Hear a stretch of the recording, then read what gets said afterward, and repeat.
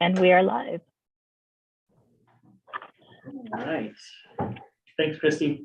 And again, welcome everybody. Happy that that took one moment to get the live stream up and the recording going, because that allowed me to remind myself who was elected chair for this year, and that's Phil.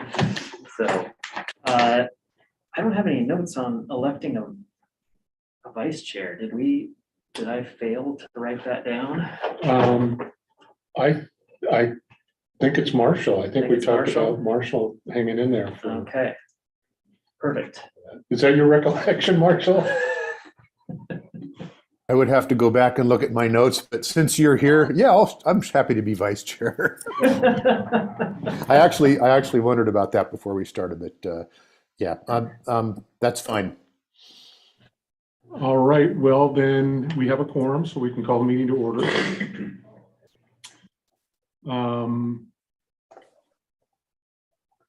Do we normally, it doesn't have it on the agenda, but normally we approve the notes from Yes, last? and because this is an off-cycle meeting, I do not have the notes ready for review, That's so fine. I will have those ready in June. So then we're going to move directly to, do we need to go through introductions? Yeah, let's introduce just the GWAC folks, so Okay. everyone knows who we are. I'll start. I'm Phil Brown. I'm a hydrogeologist from Beaver Creek. Floyd Sippel, drilling contractor, pump, water treatment, San Maureen. Richard Smith, exempt well user, Hillsboro, Oregon. And then online, Ken, go ahead. That's Ken Maston, water user from Bonanza. And Marshall. Marshall Gannett, retired groundwater hydrologist, Portland. Ken. Sorry, Ken Benz.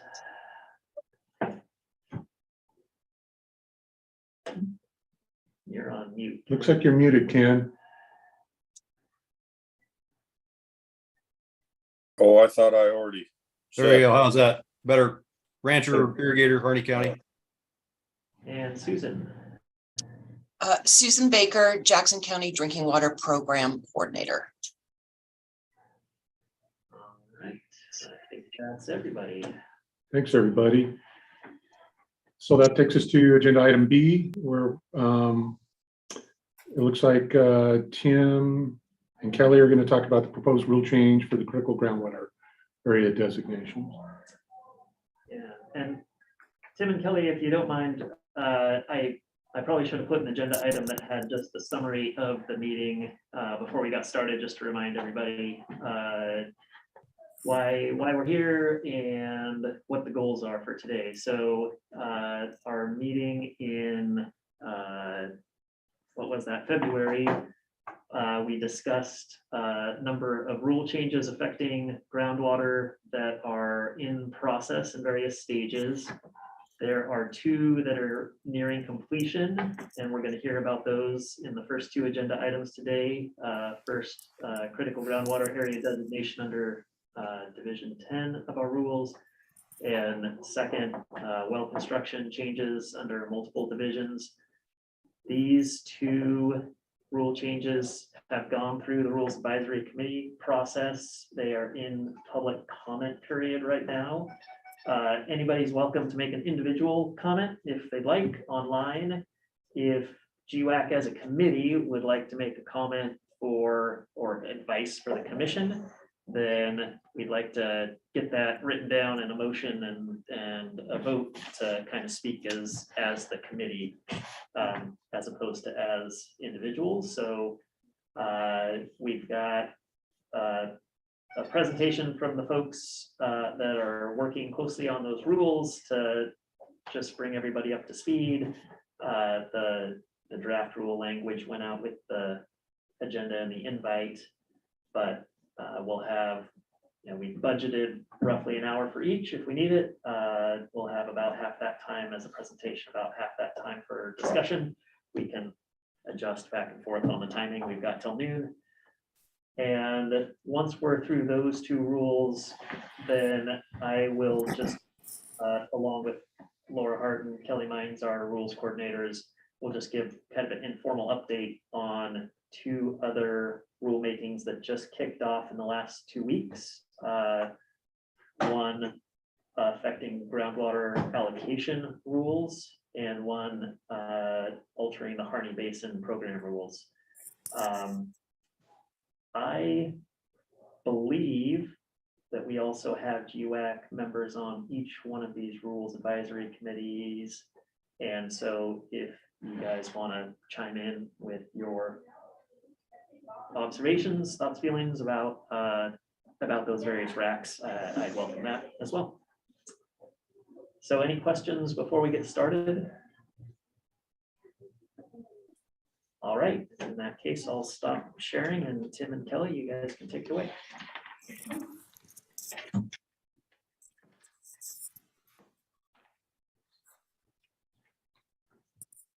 Give me 1 sec. Let me set up the thing. Does everyone see my screen here? Yes. Okay, cool. All right. Good morning, GWAC members. I think you know me, but my name is Kelly Mines. I'm a policy analyst, rule writer, rule coordinator for the department. With me, Tim, you want to introduce yourself? Sure. Yep. I'm Tim Seymour. I'm the assistant manager for the groundwater section. All right. Today, we're going to be talking to you about the Division 10 critical groundwater area designation rules. As Justin said, we have gone through the RAC process, and this is currently in public comment phase. It started April 1st and will end May 22nd at 5 p.m. So the idea today is because last time the GWAC, we gave you an overview. We're going to do a little bit more deeper dive in what the process looks like and the kind of safeguards that we built into Division 10 for notifying people within the public. That's kind of the idea. So just briefly as a summary, just kind of give you the background on why these rules are needed. So the statutes RS 537.730 to 742 were updated in 1991. The rules were updated in 1990. So it's been some 31 years since we have updated this rule. So they're inconsistent and out of line with the statute. So that is the first reason we need to update these rules. We also need to have a more firmer framework that will guide future critical groundwater area designations. And we are starting to see a need with critical groundwater area designation within portions of the state. We'll kind of talk about that a little later, what that need looks like. Okay, so let's kind of get into what is a critical groundwater area, how do we designate it, what are kind of the steps. So as I kind of stated before, the critical groundwater area designation is authorized by ORS 537.730 to 742. As I said before, those were updated in 1991. So we're trying to bring the rules up in line with the 1991 alignment. It is our only regulatory tool to limit groundwater use. And it consists basically of 2 steps. So the first step would be to designate a critical groundwater area, and that happens by adopting the basin rules, by adoption of the basin rules by the Water Resources Commission. And then secondly, within those rules, we can establish corrective control provisions in the rule. And these are more like general corrective control provisions. So it could be something like closing off the critical groundwater area to any future allocation. So we will not be accepting any groundwater rights. And we'll get a little bit more in detail of what those corrective control provisions are, the general ones in the rules. And then after we get a designation, sometime after designation, the department can then issue draft orders to groundwater users within the affected area and start to conduct a contested case hearing.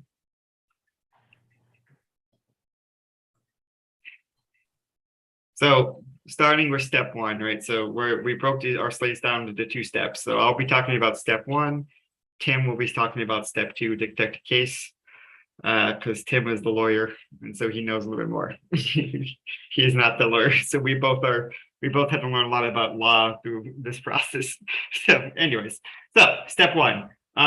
So the ORS 536.730 lays out conditions that need to exist within a basin for a designation. Starting with groundwater levels, starting at the very top one up here. Groundwater levels are declining or have declined excessively. So what that means, declining or decline excessively, means declining at 3 feet per year for 10 years, or have declined 50 feet below the highest known value. Groundwater supply is or is about to be overdrawn. And how we define overdrawn is an annual pumpage in any 1 year period exceeds average annual recharge. There is a pattern of substantial interference between wells, a pattern of substantial interference between wells and surface water. And the groundwater is is about to be polluted. And lastly, the condition, the groundwater temperatures are being or about to be altered. These aren't, just want to note, these aren't word for word what the statute said. These are kind of more of a summary. And also want to note that only one of these conditions needs to exist within the groundwater reservoir for a critical groundwater area designation. So first step, we find that the basin meets one of these conditions, and then we start doing the rule process. And then within the rule process, there's other things we need to write, but we can write these general corrective controls provisions in the rules. So what those are, these aren't orders that specifically target groundwater users in the basin. These are kind of more of like just a general covering the whole basin, right? So for example, the first one, a provision closing the critical groundwater area to any further appropriation of groundwater. Any application for a permit or appropriate groundwater located within the critical groundwater area will be refused, right? A provision determining a permissible total withdrawal of groundwater in critical area each day, month, or year. So as you can see, these are very general kind of rules for the basin, not rules, but controls for the basin. The disposition of any application of water right permit for the use of water in the area that is pending at the time the commission initiates the rulemaking process, or that is received during the rulemaking process.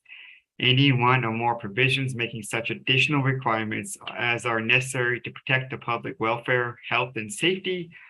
A provision closing all or part of the critical groundwater area to further appropriation of groundwater for its thermal characteristics, and a provision determining the permissible change in thermal characteristics of groundwater in all or part of the critical groundwater area each day, month, and year. Yeah, so these are what Division 10 says we can write in the rules in terms of correct control provisions. Again, just to reiterate, these are more of like a general basin-wide. We're not specifically ordering this groundwater user to shut off the pipe. That's where we're going to get into contested case orders. That's when we'll start seeing like specific groundwater users allocation being reduced. So kind of the process now of, go ahead, Marshall. Yeah, you used the term basin-wide, but what you really mean there is within the critical groundwater area. Is that correct? Okay. Correct. Yes. Yes. Yeah. Yes. Thank you. And that's good. Okay. Thank you, Marshall. Any other questions?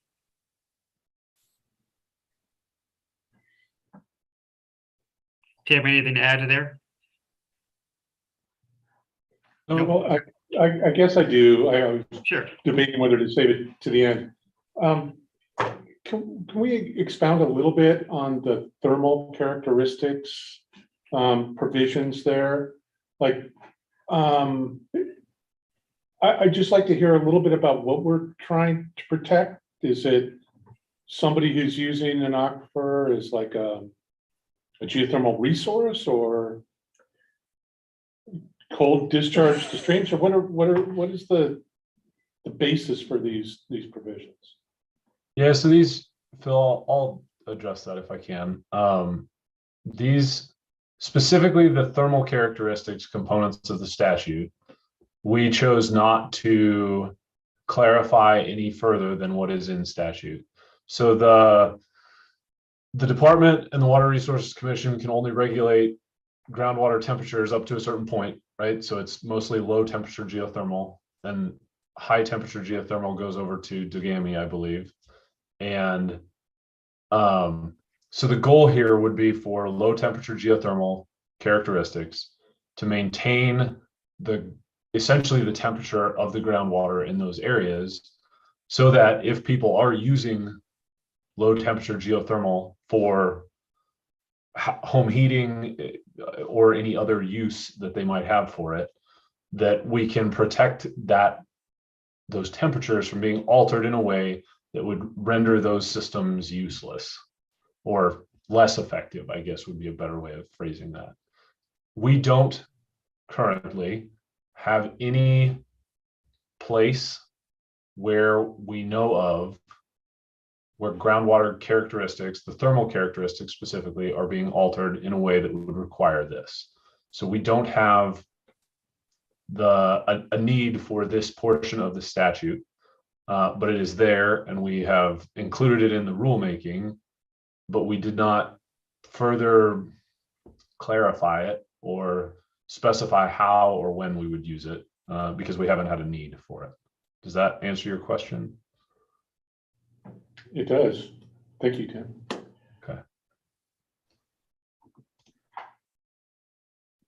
Okay. Any other questions? Could that also be used to control surface water injection into the aquifer?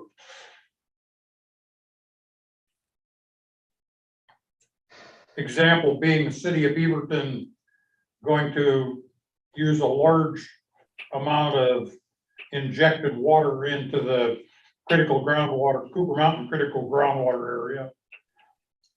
Could that be used as a control on changing the thermal characteristics? Yes, we could, if there was an understanding that the thermal characteristics were being altered in a way that we did not believe was acceptable. And when I say we, I mean the Water Resources Department, Water Resource Commission, and using the best available science. So yes, that authority exists, and it could be used within these critical groundwater area rules. I can't comment on the specific situation, but yeah. Yeah, and I guess I would add that substantial thermal alteration and substantial thermal interference are both terms that are defined in our Division 8 rules. So those are rules that give definitions of statutory terms or other rule terms. So the change is currently defined. So for example, precludes or could preclude perpetual heating or cooling use of a reservoir. So that would get to the heat pump, I think, aspects of it. And also constitutes a change in the mean annual temperature within the reservoir or part thereof greater than 25% of the highest recorded naturally occurring centigrade temperature. So how one would monitor that, I'm not exactly sure, but I'm just pointing out that it is defined. And it does look like substantial thermal interference includes both reduction of temperature, heat flow as a result of pumping or injection. So Division 8, if you'd like to learn the details. Thank you. Okay. Gonna move on here. Just keep raising those hands when we're asking all the questions. Okay, so let's look at holistically what the process looks like. As I said before in the previous couple of slides, there are 7 conditions that a critical groundwater area needs to, I'm going to say basin, but but I mean critical groundwater area, but that needs to be met to actually start the designation process, right? So if we find with the best available science that yes, one of these conditions are being met, we then kick off the critical groundwater area designation process. So at A, right, that's where at sub A here, that's where we have discovered, but with our science, we have found best available science that, oh yes, one of these conditions are being met. That will trigger an internal process for the department to start drafting rules. There are a number of things that are required to be written in these rules by our Division 10 rules. So the first would be that we need to define the boundary of the critical groundwater area and the sub areas.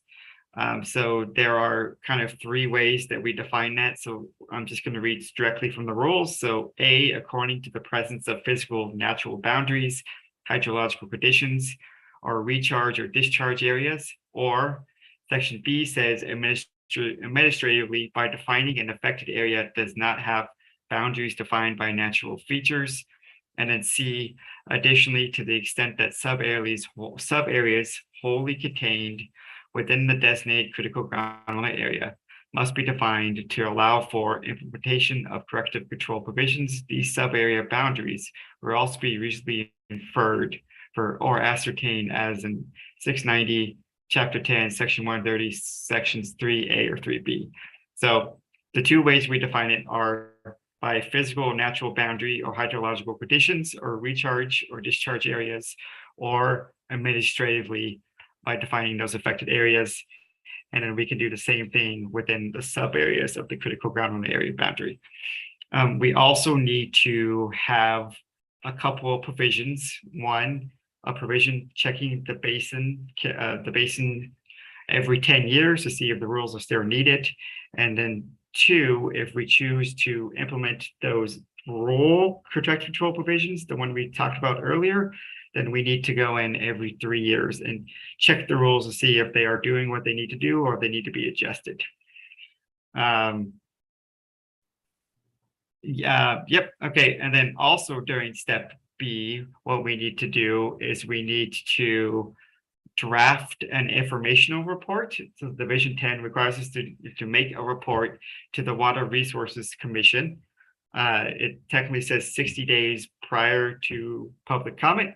So we need to put together this report, and that includes stuff like identifying the characteristics of the groundwater reservoir. We need to state any of our findings, i.e. the science that shows that one of those conditions under ORS 537.730 section 1A through G are met.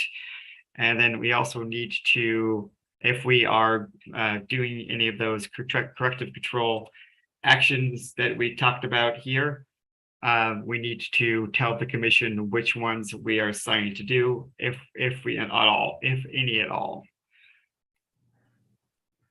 I'm going to stop there real quick. So that's section B. Any questions? So a lot of things happening over here on this B.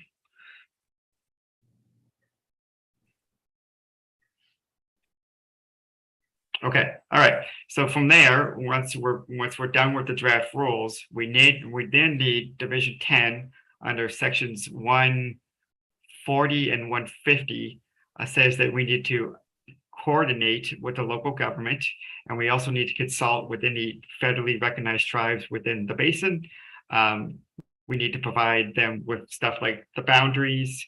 That report for the Water Resources Commission needs to be provided, as well as the findings of facts. And then we need to start coordinating with that. And that's all prior to the RAC being initiated.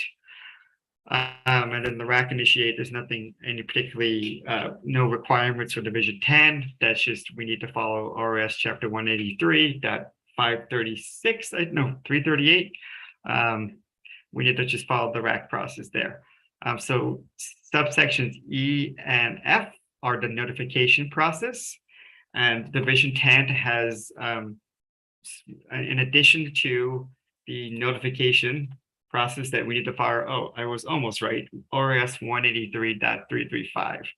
So in addition to the notification process under ORS.335, which says that we need to notify legislators, affected local parties, we need to email our listservs, we need to post the bulletin, we also need to notify registered groundwater users in the critical groundwater area, integrate transfers, permit and certificate groundwater users, and licensed well constructors. And we need to do that all by regular mail. We also need to hold a public hearing at least 60 days after the first day of public comment. And that needs to be within the basin. It cannot be in Salem. We need to go to the basin and have that hearing. All right, so these are all the kind of the notification processes that are built within Division 10. That we try to design them for maximum transparency and maximum public, like allowing the public to have a lot of say in the comment. Okay, and so that's going to be it for me. We're going to go on to step 2. So after notification, we take it to the Water Resources Commission. We draft our report to the Water Resources Commission. We then ask them for adoption. And if they adopt the rules, then the critical groundwater area is designated a critical groundwater area. I know that seems redundant, but and we could then, just as a reminder, at any time after that, we could start that corrective control in orders step and process. And I'm going to go ahead. Before I pass it over to Tim, any questions? Question, Sure. why aren't all property owners notified by snail mail in the designated area?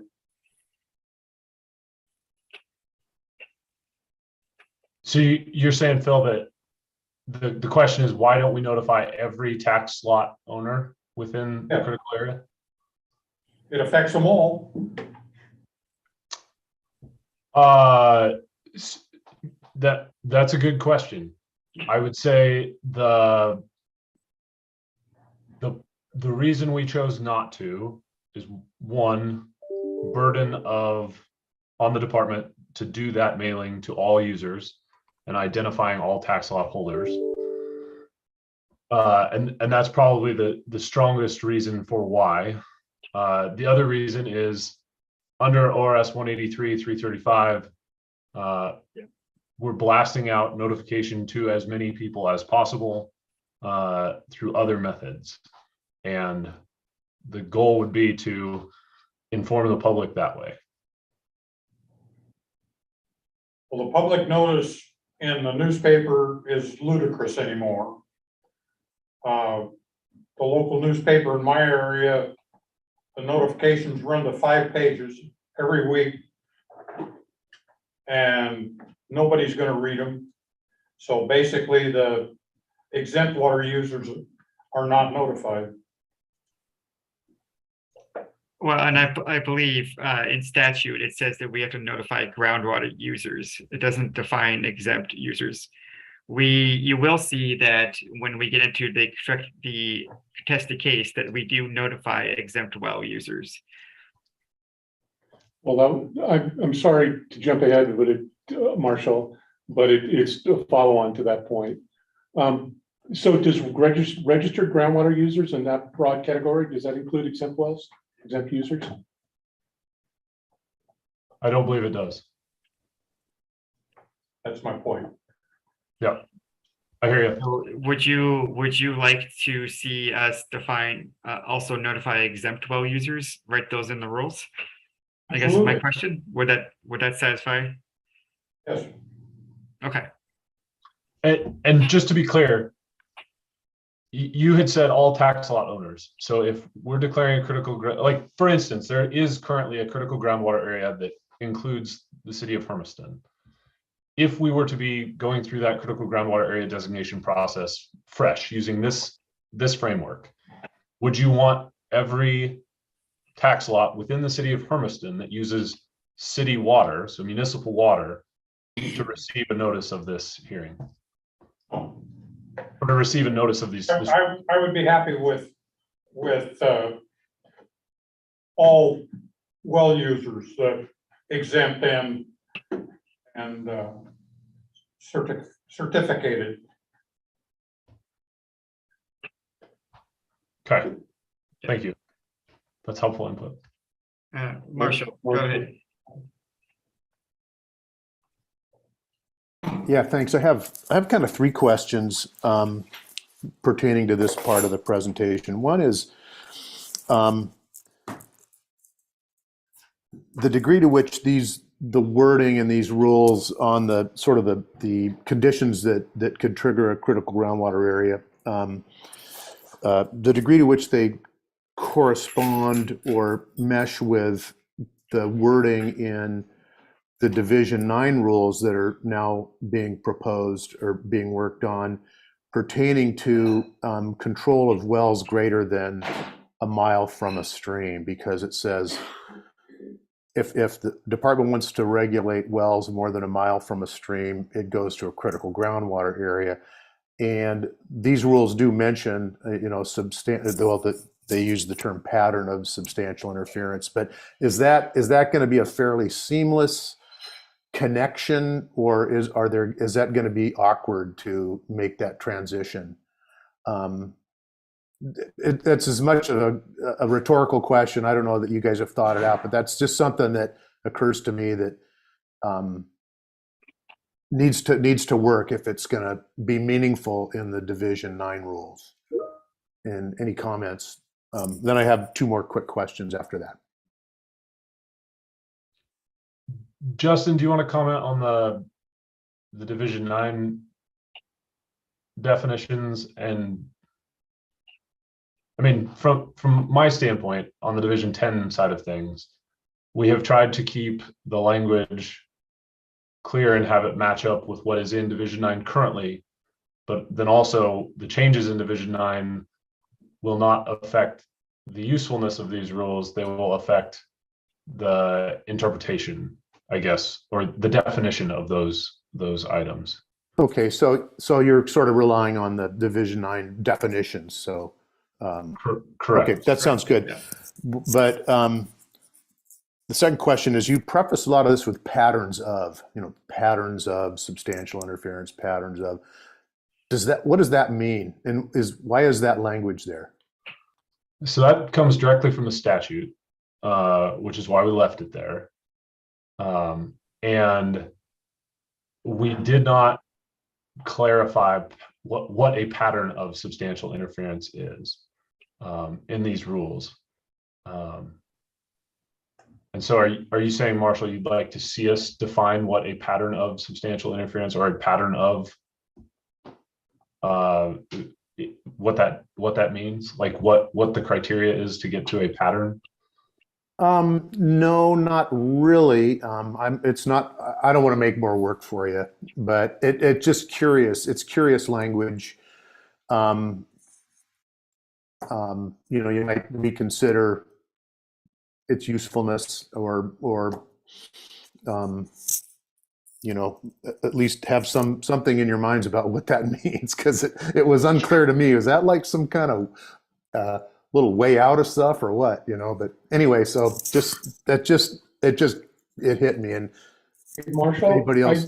Yeah, go ahead, Phil. Yeah, I'll tell you what I thought.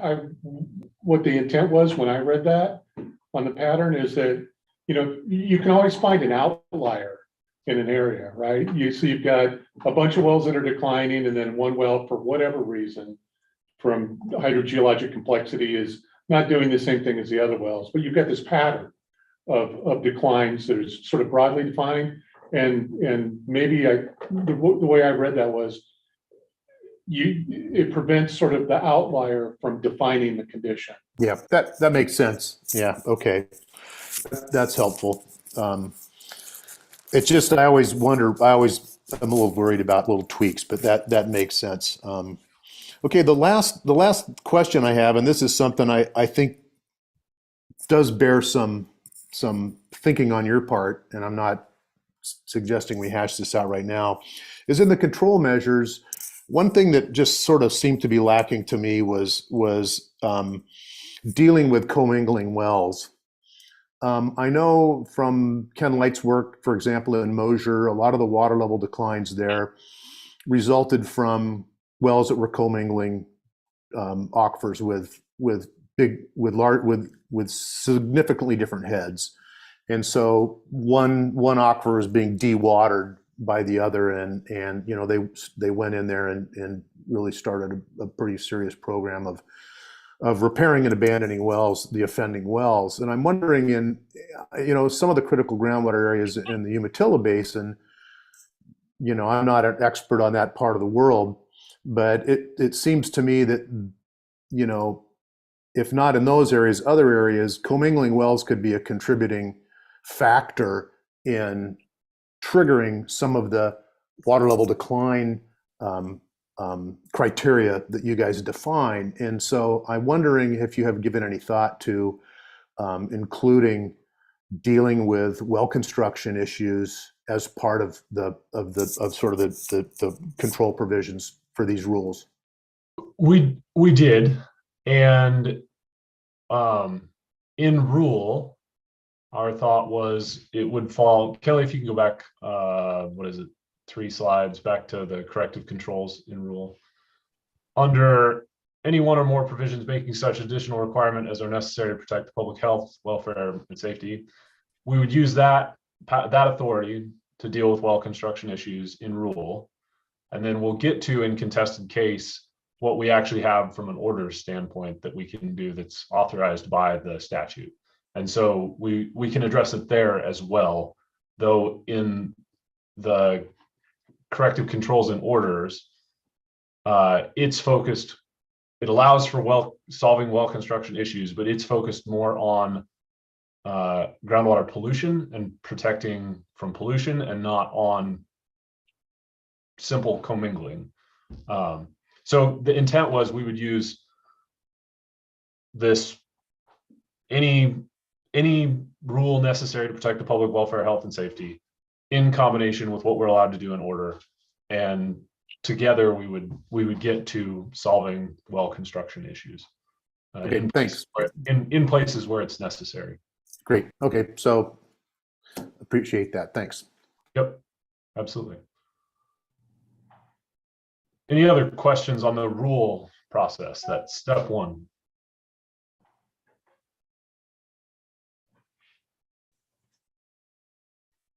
All right, Kelly, if we can go to step 2. So here we've gone through the rules process. The Water Resources Commission has adopted the rules, and now we have a set of corrective controls that are in rule. And now we have to go through the process of actually applying those rules to groundwater users within the critical groundwater area. And so here, directly from the statute, we pulled out the language, and this went right into Division 10. But this is what's authorized in a corrective control order. So we call this a notice of proposed corrective actions, is what we call it in rule. We're considering changing that language to make it more clear that it is an actual order. But the intent is here, we're going to issue a draft order. We're going to go through a contested case process. And then at the end of that, we'll get to a final order that actually applies and can be enforced on groundwater users within the critical groundwater area where controls are being put in place. So different corrective controls we can put in order here. The first one is a provision apportioning the permissible total withdrawal among the appropriators holding valid groundwater rights. So essentially in rule, we establish here is the total amount that's allowed to be pumped within the critical groundwater area. And now here in order, we're saying, here is how we're dividing that out amongst the groundwater users. The next corrective control we can put in is a provision according preference without reference to relative priorities to withdrawals of groundwater in the critical area. And we can put that preference for residential and livestock watering purposes first. And then thereafter, we go down the list of other beneficial uses. So agricultural, industrial, municipal, residential, recreational. And so we can essentially go outside prior appropriation and accord a preference for specific types of use in control. The third measure we can put in place is where 2 or more wells in the critical area are used by the same appropriator, we can set a total permissible withdrawal for all of those wells that appropriator owns, or we can create a provision forbidding the use of 1 or more such wells completely. So essentially we can tell people which wells they're allowed to use, how much they're allowed to pump out of each well. The 4th one is a provision requiring the abatement in whole or part, or the sealing of any well in the critical area that may be responsible for polluting materials into the groundwater supply or is causing progressive impairment in the quality of the groundwater supply. So here is that provision, Marshall, that is specifically about well construction and tightening up how certain wells are constructed and making sure there aren't wells that are allowing pollutants into the groundwater system.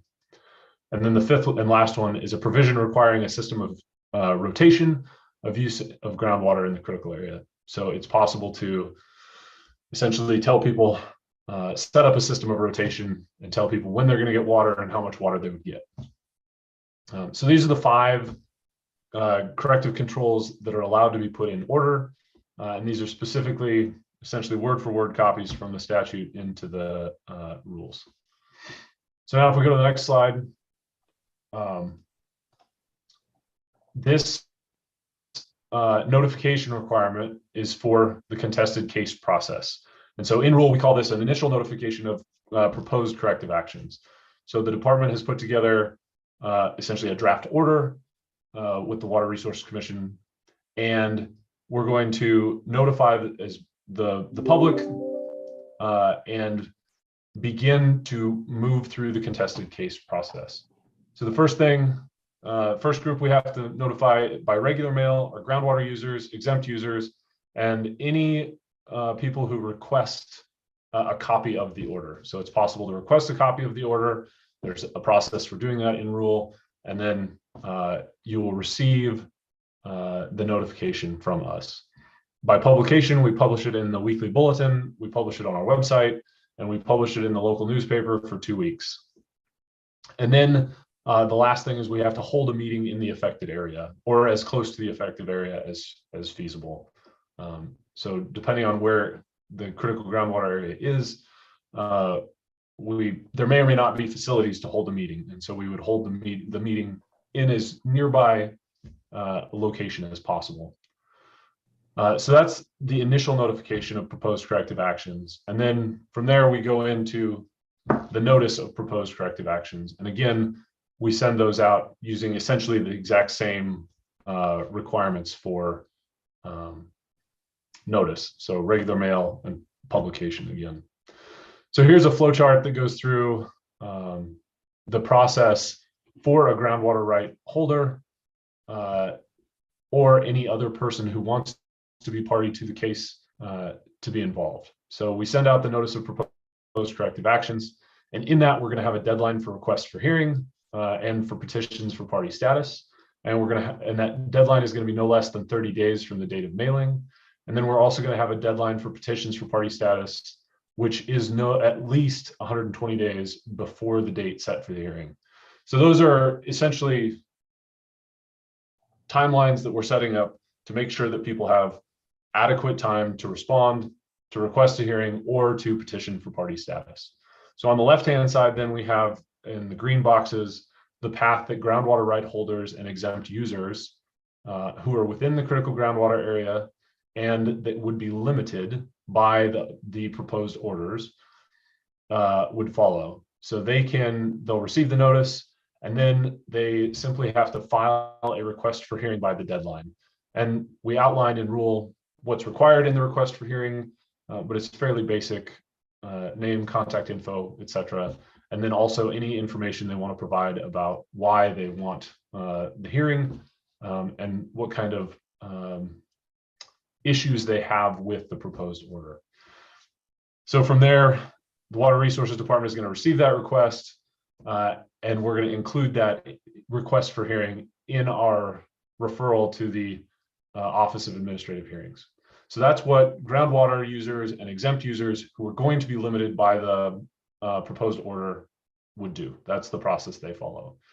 If a person is not a groundwater user who's going to be limited or an exempt user who's going to be limited, but they still want to be party to the case, they can file a petition for party status by the deadline. And if they file that petition for party status, then the Water Resources Department is going to serve that petition on all parties.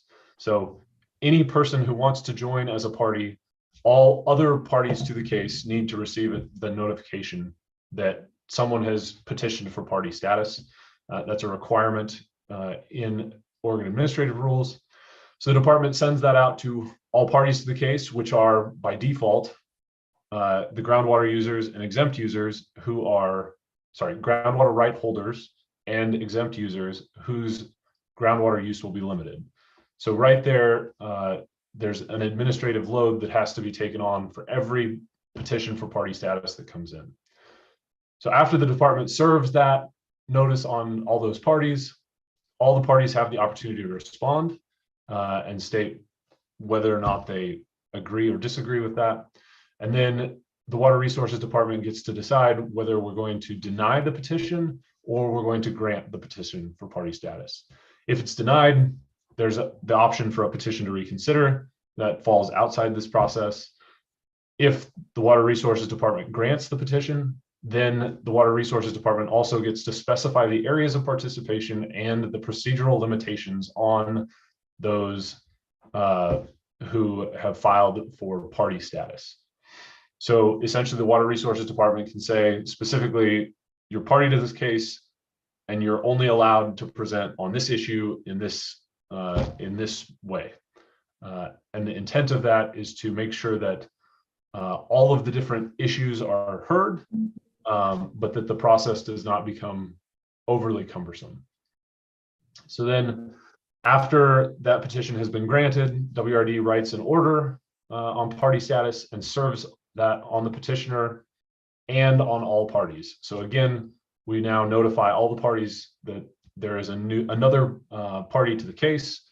And then we're going to take all of that, all of those petitions that have been granted, and we're going to refer those over to the Office of Administrative Hearings as well. And so we take all of the parties that have requested a hearing and all of the parties that have been granted a petition for party status, bundle that up, and we give it to the Office of Administrative Hearings, and they'll assign an administrative law judge, and we'll go through a contested case process. So on to the net. Any questions on that? That's a lot of information right there. Yeah. On your process of going through and determining a critical groundwater area, you have all your criteria you're going through with the decline in your water levels. At what point, or do you have any outreach programs to notify the groundwater users of a potential decline prior to determining it's a critical groundwater area?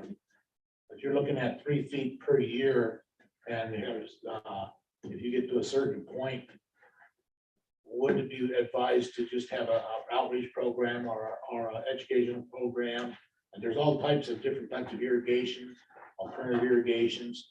Do you have any outreach programs going on at this time? That's a really good question. And I completely agree with you that being proactive is very important. That isn't addressed in these rules because these rules start with, we have a problem and here's how we are going to solve it. As for your general question, do we have outreach? I do not know. I'm new enough to the department that I don't have a solid answer for you on that. Justin, do you have a better answer than that? Yeah, I'll say we don't have a formal program. Our Harney Basin efforts, I think, would fit under that. And similarly in the Walla Walla Basin, where we've spent effort to go out and have public meetings and say, hey, this is what we're seeing in groundwater levels. There's an issue and we need to do something about it. Now, I think what you're saying is going a bit more than just inform, right? You're saying come up with some, or help a community with voluntary actions, right, that they can take. Is that true? Am I Well, reading well, into that yeah, correctly? you're looking at So- irrigation, even like a city, they're irrigating their lawns every day, every other day. I mean, when we're on a water shortage, they have irrigating every 2 or 3 days. Yeah, These types of programs going out when you're depleting the water, if you can conserve on it and have an education program or outreach program, even water irrigators. I mean, I obviously don't farm, but if I was farming and I knew that my groundwater was depleting, I might decide to dry farm for a couple of years and to stay in business for the next 30 years instead of being a decline and all of a sudden you're gonna say, we're not gonna let you have any more or as much water as you're using. Yeah. Yep. I think that's the direction that I think the department should be looking at also. yeah. So I guess I'll say, I'll use the Harney Basin as an example, because that's where we've been most involved. And again, that's been through these place-based planning pilots that we had going. So those aren't statewide, those are in specific areas, but those are vehicles by which we can get extra information and support to folks. And then that spawns more help in more positions, right? As something gains momentum. So we certainly encourage what we would call a voluntary agreement. So there is a provision by which people can voluntarily get together and agree, like your example of if I were a farmer, I might dryland farm and farm for longer. What we've seen is that folks are looking over the property line at their neighbors and saying, hey, we should all do this. And so we have this voluntary agreement as kind of a more binding process by which if a group of people get together and it's in statute, it says the users of a groundwater reservoir, which is undefined, if that's 100% of users or super majority or a majority or whatever. But if they get together and say, we are going to voluntarily reduce our use and we're going to achieve, our goal is to achieve the same thing as priority date curtailment, they can do that in lieu of all this. And the way we've approached this in the Harney Basin is to say, we need to go through this critical area process.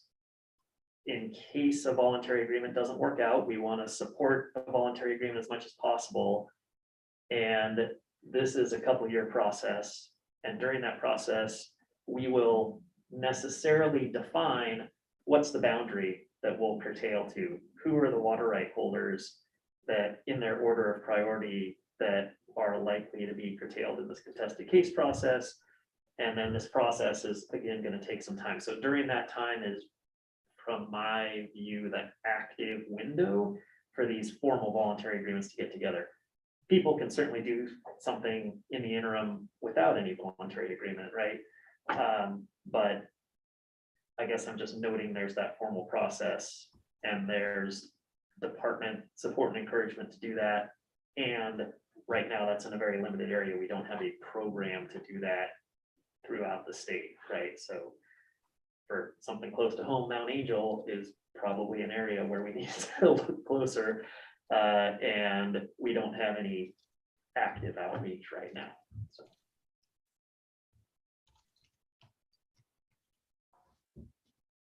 That answer your question, Floyd?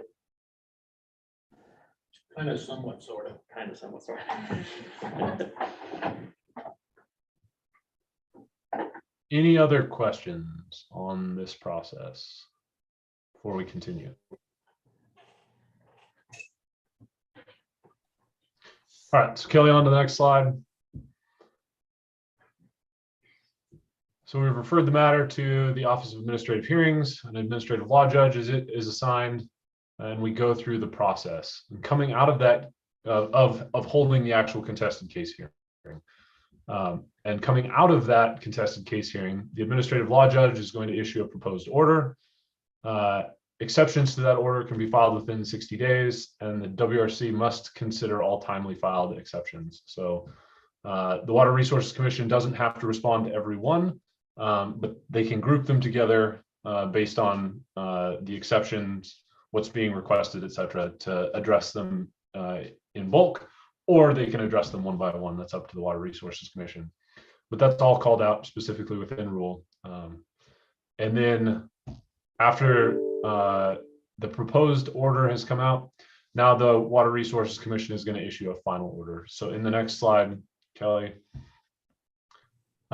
we get to a final order, and that final order then becomes in effect, and regulation can begin to implement that final order.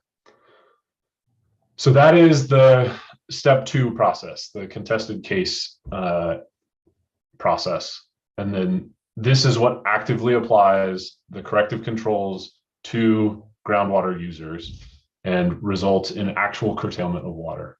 So the last thing I wanted to talk through really quickly that's in the rules is the process from modification of existing critical groundwater areas.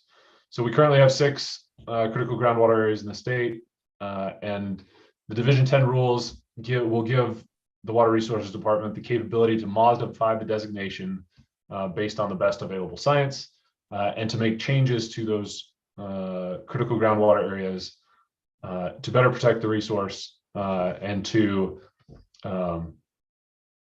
better control and stabilize groundwater levels. So on the next slide, Kelly, we've just got a few points for why we need the ability to modify critical groundwater areas. So the first one is that we have more data. I mean, the last critical groundwater area was established 30 plus years ago. We've learned some things since then. And so we believe there are some areas or sub areas that may need to be adjusted to better match with the actual groundwater reservoirs that exist. The second thing is the original total permissible withdrawals may need adjusting to attain reasonably stable groundwater levels. So again, we have 30 plus years of data on these critical groundwater areas. Many of them, at least some of them, are still in decline with groundwater levels. And so we may need to adjust those total permissible withdrawals to get to stable groundwater levels. Another reason is that management of groundwater reservoirs needs to be adaptive and flexible to addressing those changing conditions. For instance, recharge has changed over the decades. And then we also have much better information about evapotranspiration from native vegetation. And so actually including that information into our management of those critical groundwater areas is going to be critical. And then the last piece is that we have 2 early critical groundwater areas that require significant staff time to go through an allocation process that really provides no value.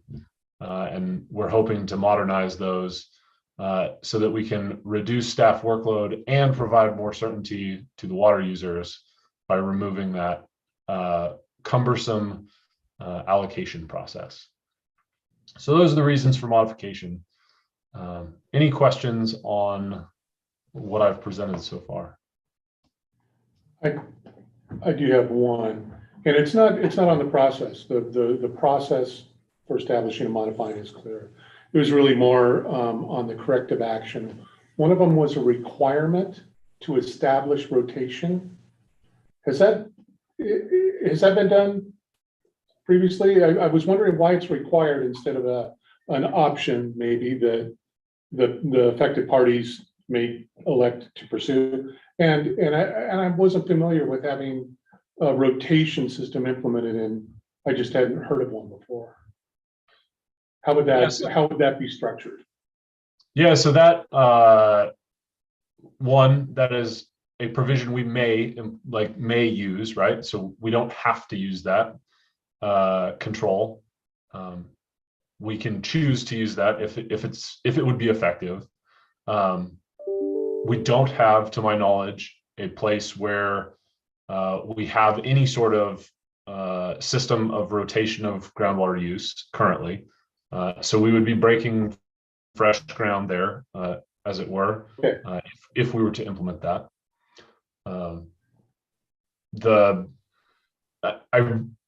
I really believe that any sort of rotation that would be put into an order would need to be discussed heavily with the community that it is going to be placed upon, because we're not the experts in the economics of the use of water.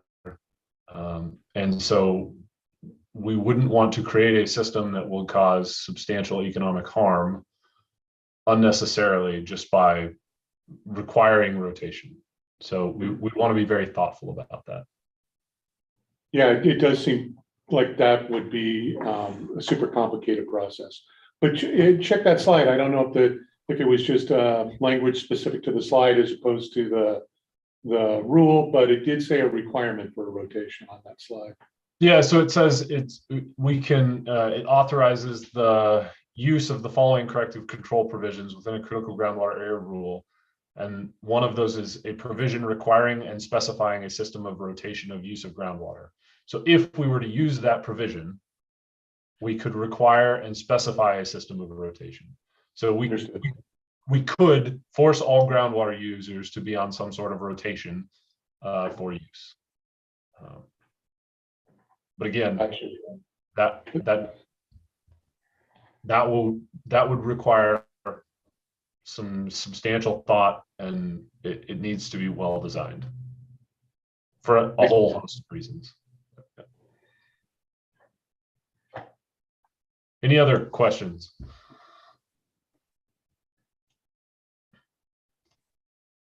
All right, so next slide, I'm just going to throw up a couple examples of the need for critical groundwater area rules. So within the Harney Basin, we've met the criteria for critical groundwater area designation. We have groundwater levels that are declining or have declined excessively within parts of the Harney Basin, and parts of the Harney Basin also meet the definition of overdrawn or about to be overdrawn. And so this really is a place where we've already begun work on a critical groundwater area designation, but we need these Division 10 rules to be adopted so that we can follow this process and be transparent in the process of working towards a critical groundwater area designation within that basin.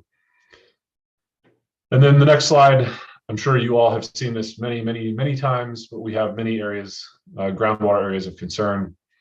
And so we'll need to be looking forward and beginning to work to address those areas of concern, identifying areas where criteria have been met, and moving in to designate critical groundwater areas. Some that come immediately to mind are the Harney Basin, the the Harney Basin, the Klamath Basin, and the Walla Walla Basin are probably the most top of mind for us from a concern standpoint, as we have wells that are reaching some of these criteria. So that is all I had. So any final questions or comments?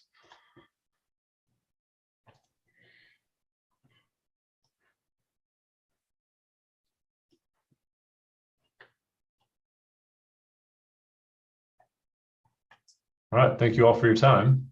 Justin, did you want to take back over, and did you want to talk about comment now, or did you want to save comment until the end? Oh, let's just let's do that now. So just as a reminder again, so we've gone through the Rules Advisory Committee process on this. I guess I should ask, Division 10 is the one that I'm uncertain on. Do we have a RAC member that has been sitting on the Division 10, or excuse me, a GWAC member that's been on the Division 10 RAC process? Maybe not. Okay. So, Was Brandon Brown on our RAC, Kelly?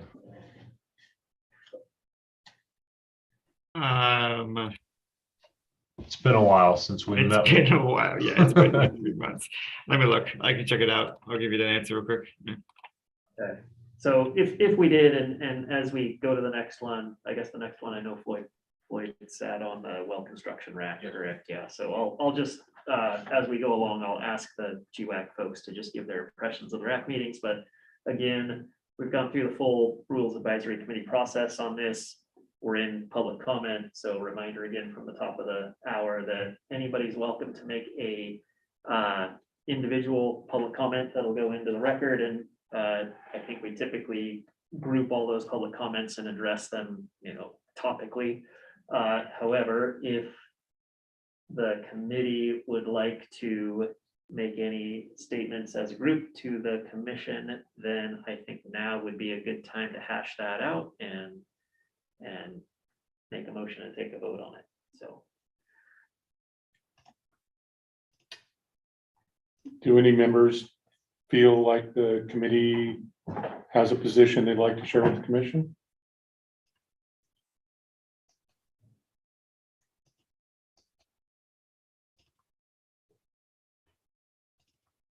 Kind of what, on notifications? And the notification. Yeah.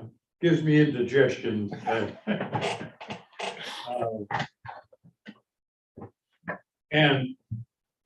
And I agree completely that it is a burden on the department.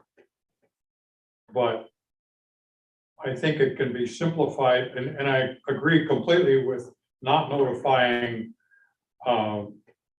water users in the city. I mean, if they're on municipal water, that's fine.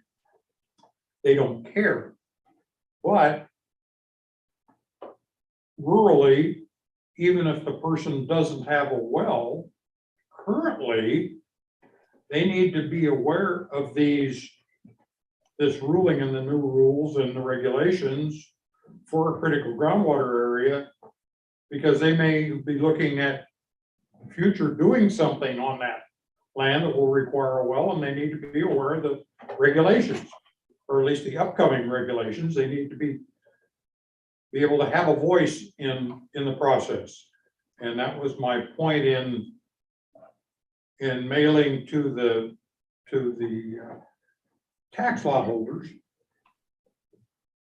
But I would be completely agreeing with outside city limits. Inside the city limits, they don't need it, but I know in the critical groundwater I'm in, there are restrictions on the size of the property that can have a well on it. So I think it's important for those property owners to be aware of the regulations that are coming down the pipe.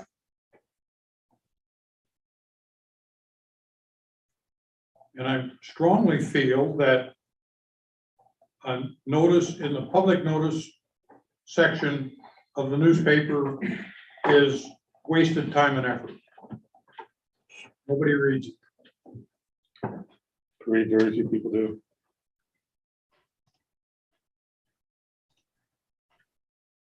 I somewhat disagree with the not notifying the people in the cities.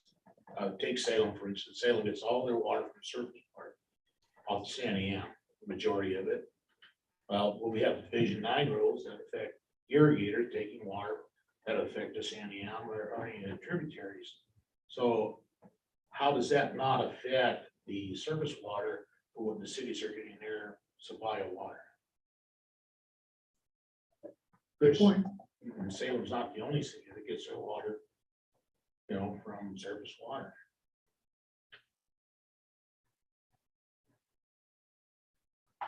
So that's an interesting point, because let's say that we had a critical groundwater area somewhere outside of the city limits, right? If the critical groundwater area encompassed groundwater users in hydraulic connection with the San Am, but didn't cross into the city limits, I suspect we would be notifying anybody within that area designation, not necessarily anybody with a point of appropriation or point of diversion within that. Is that fair to say, or are the draft rules kind of silent? Do we know? Well, I think to be clear on that, we would have to notify anybody with a point of appropriations, a well in that area. I do not believe we have to notify people with a point of diversion, so a surface water diversion within that area. Yeah. In rule.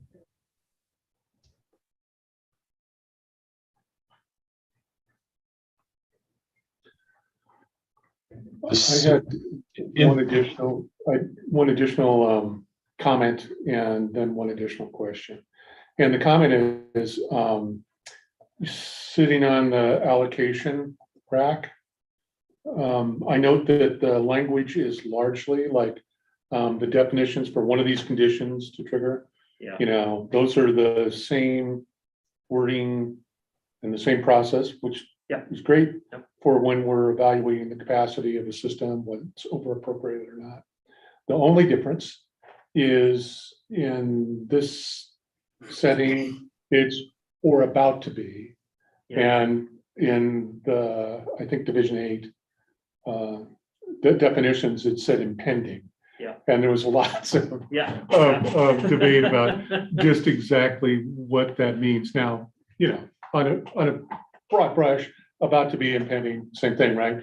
So my comment or question there is there any specific difference, or is it really just the same thing? Or is there anything intentional between saying impending in one location or about to be or another?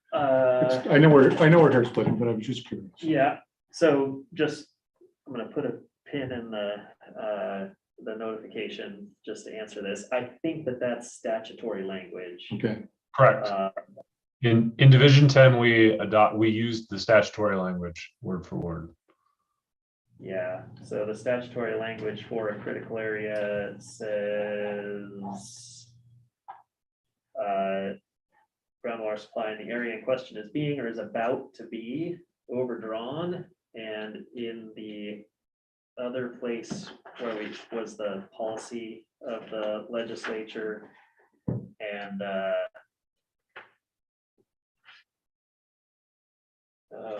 I'm sorry, this is a different version than I'm used to looking at. That was quick.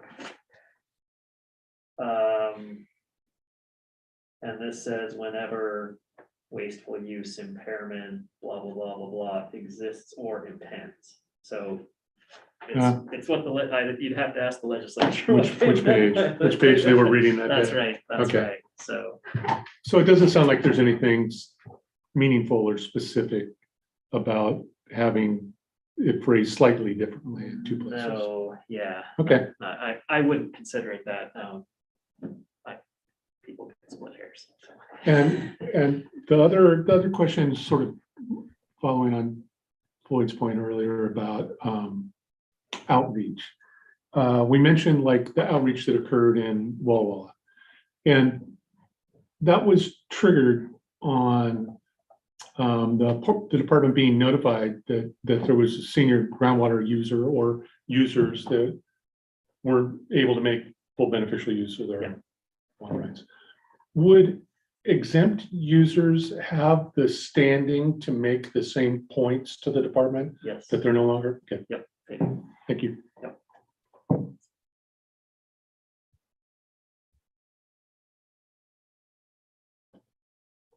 So Justin, Yeah. did you say you're making a note about the notification there? Or? Well, so, okay, here's what we've done in the past. I'm gonna share my screen. So do we need a motion? Right, so for the, give me 1 second here, we'll get it up eventually. For the committee to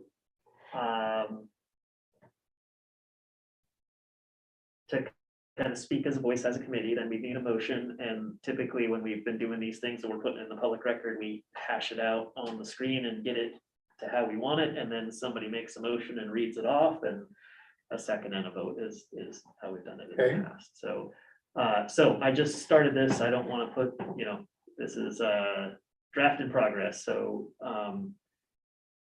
and I'm obviously didn't get done. Did we move away from, originally we did use the word tax lot, but then I think we migrated towards groundwater users.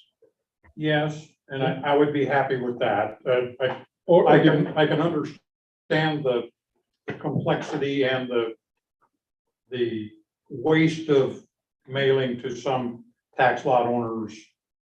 I can understand that. I could live with all water users. okay, I was just, I wasn't indicating I had a preference, I was just trying to be clear.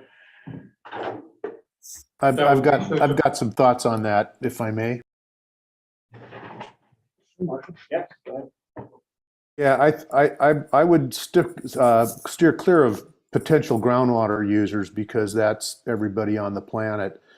And I do think I totally get this, and I agree with the spirit of what we're trying to do here. I would take the word potential out, just like you just did, and I would specify that we want to, because somebody with a vacant lot that's outside of a public water supply system is potentially affected by this. So I wouldn't say all potential tax lot users, because that includes me. You know, I could buy a lot in Harney County for all you guys know. But what I would say is do tie it to a tax lots outside of the term outside of municipal areas, but I think we want to be specific outside of areas covered by public water supply systems. So these are people that own land where they might potentially drill a private domestic well and become an exempt user, or or something like that. So I guess that's the way I would think about it, is trying to target people who own tax lots that are not served by a public water supply system that they may want to develop for irrigation or drill a private domestic well.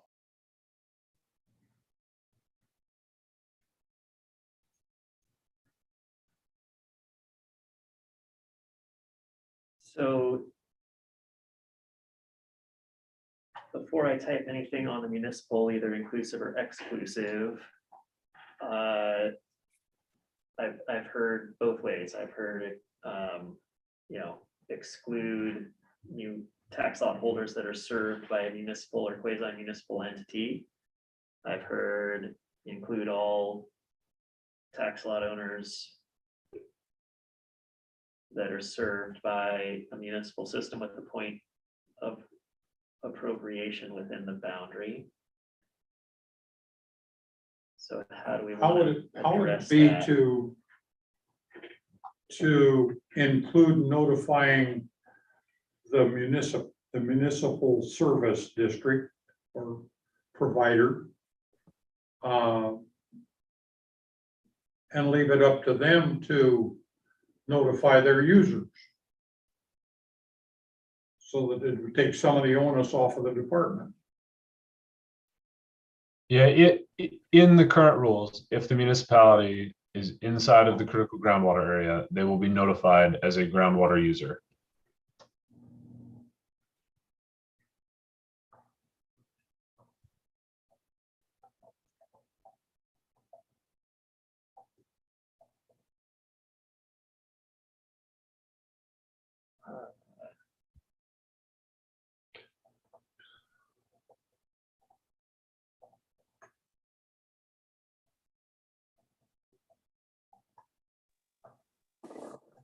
If I could say something here also, I think up above that where it says tax lot owners that may use groundwater, I think that may needs to be removed. And it should say just all tax lot owners that use groundwater.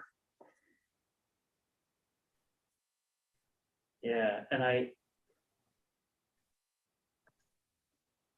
that's kind of fine.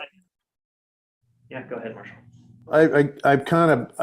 I'm not sure I agree with you, Ken, in that we're trying to target here, at least with this sentence, I think, is people that aren't using groundwater yet. That I would say that may potentially use groundwater, because that was the point that that was first brought up, was that I own a lot out here and I have plans for it, and if I'm not, those plans may change, the value of my property may change if there's all of a sudden a restriction on water use. So I think that we want to say, all tax lot owners that may potentially use groundwater within the proposed critical groundwater area boundary, that's outside of, whatever, municipal As or, an example. yeah. So that's sort of my way of thinking. Yeah, but once again, you're back to, that's everybody. You're got this going to a lot of people by just including that word. That's my problem with it. I guess just to say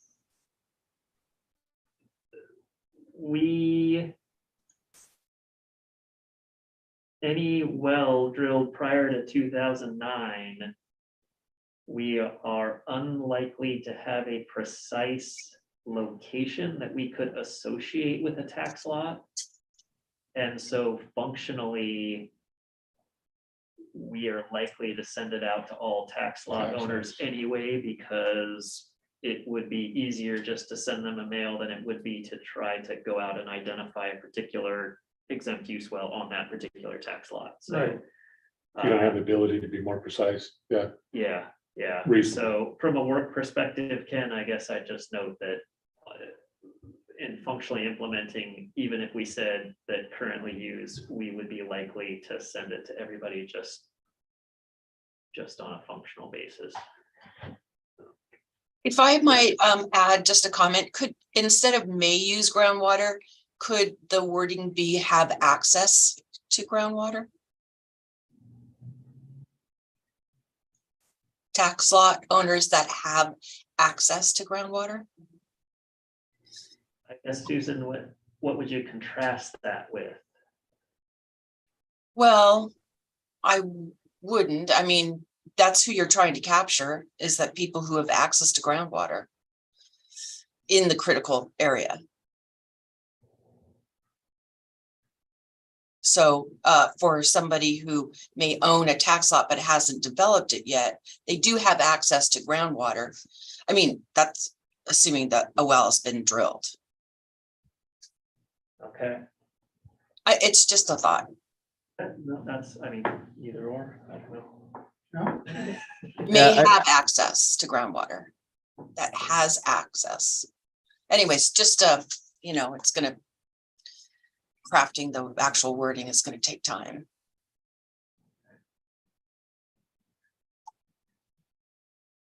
Again, trying to honor the original statement that was made by somebody there in the room with you guys about undeveloped properties. I think it's more clear that says may develop groundwater in the future. You know, I mean, you do the wording, but I thought have access to groundwater, that's a little bit ambiguous, and it sort of sounds like they're assuming they have a well.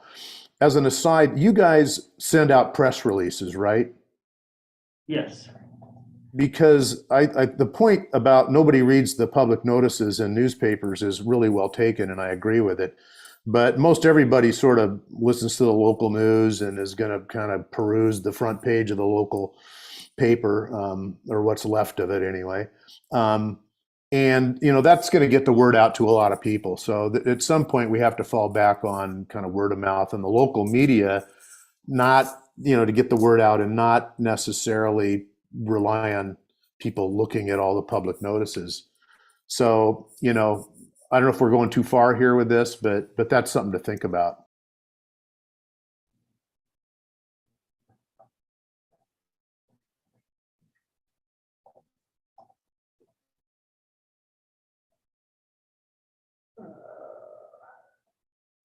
Quit typing, Justin. I wasn't suggesting you add that as a sentence. I was just trying to make a point here that the word does get out generally to most people who at least, you know, watch the news or read the paper once a week. I'm happy with what you've done, Justin. I think that captures what we were talking about. Yeah, as well as we can. As well as we can. We're required in regular notification to have a press release. We send a press release to the APN, or not APN, but the press. So yeah, we already do that. So that's in addition, whenever we do a public notice, we also do a press release. Yes. Yep. APN. Okay, I'm gonna take that out then, since that's already a rule. Okay. I don't disagree with what we're trying to do here.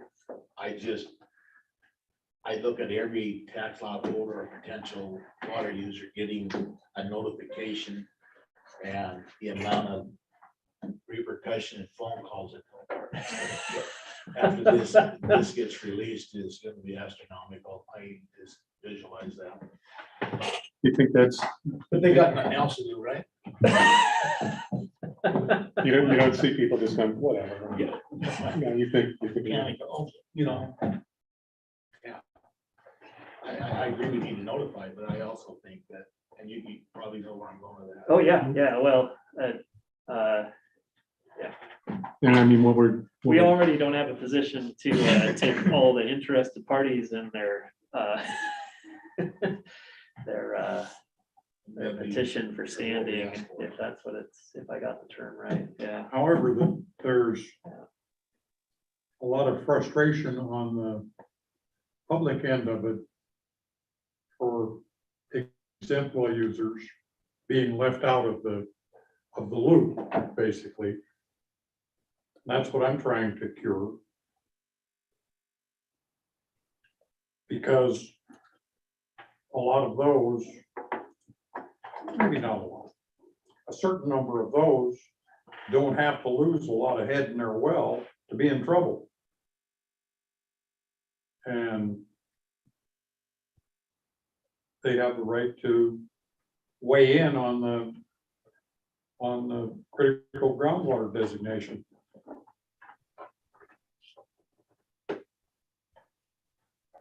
Well, I think my problem with this is I think some of this puts a lot of extra work on the water resource department that I don't think is necessary. Like for instance, and if you start including this all tax lot owners, that means the water resource department on a notice is going to send me 15 notices.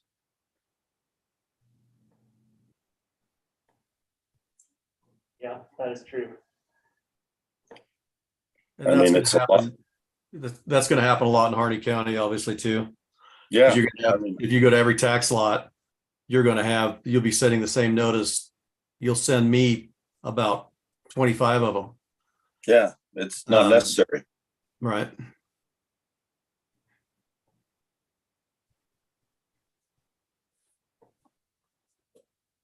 Yeah, So we're trading efficiency for, obviously the good intention of preventing somebody from being harmed by a lack of information.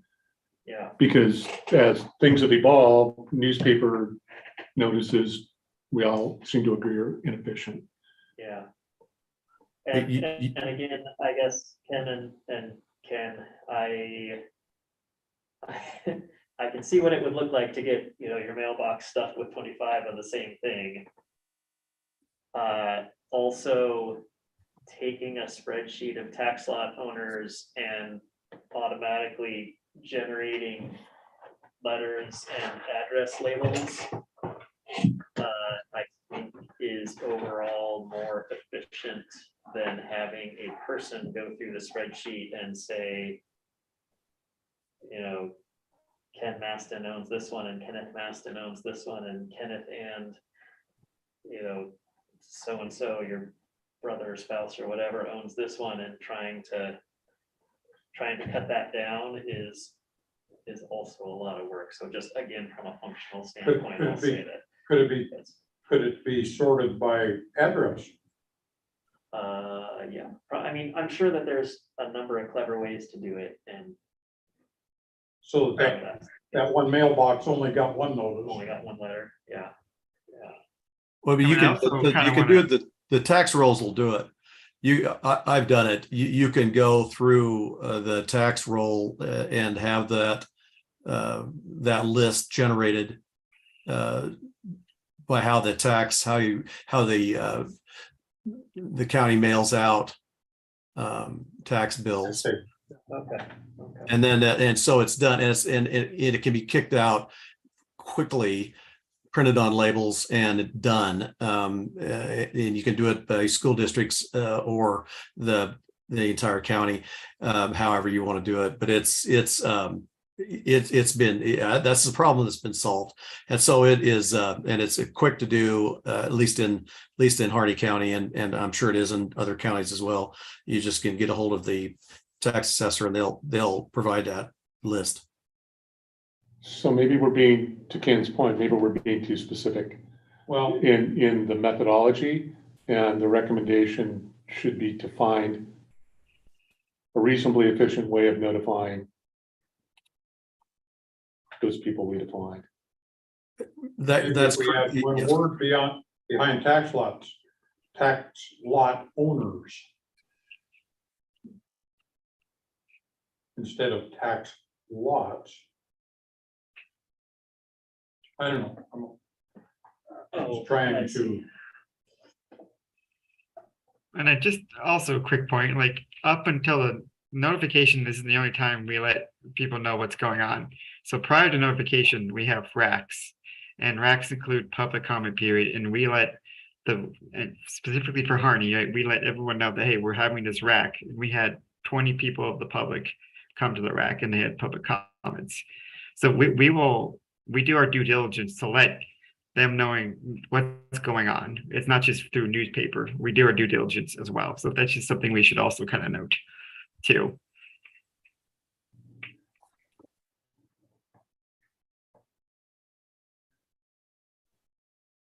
The only other thing I would comment on is this recommendation is specific to the rules process, correct? And is not to the contested case process, right? Yes.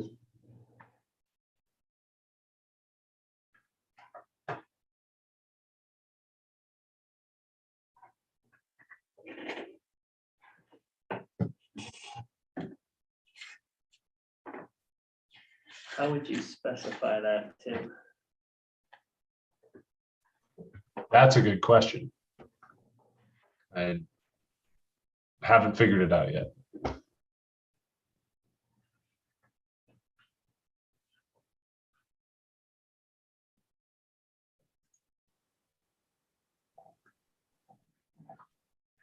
Maybe you could change it to recommends the Division 10 rules include a rulemaking notification requirement. Or, yeah, that's how I'd probably say it.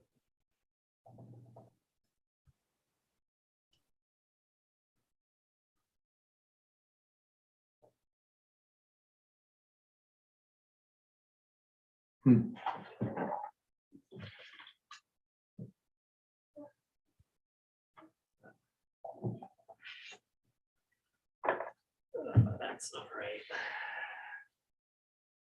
I think you can leave it as notify. Just use place, that's fine.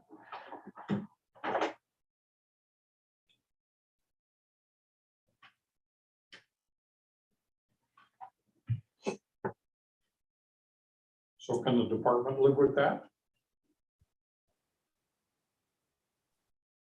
Yeah, I mean, yeah, I suspect we can live with that. I suspect that we will try and assess back at the envelope what type of level of effort that would be and take into account your comments that's important for people to know, and that sometimes the paper isn't the best way to do that.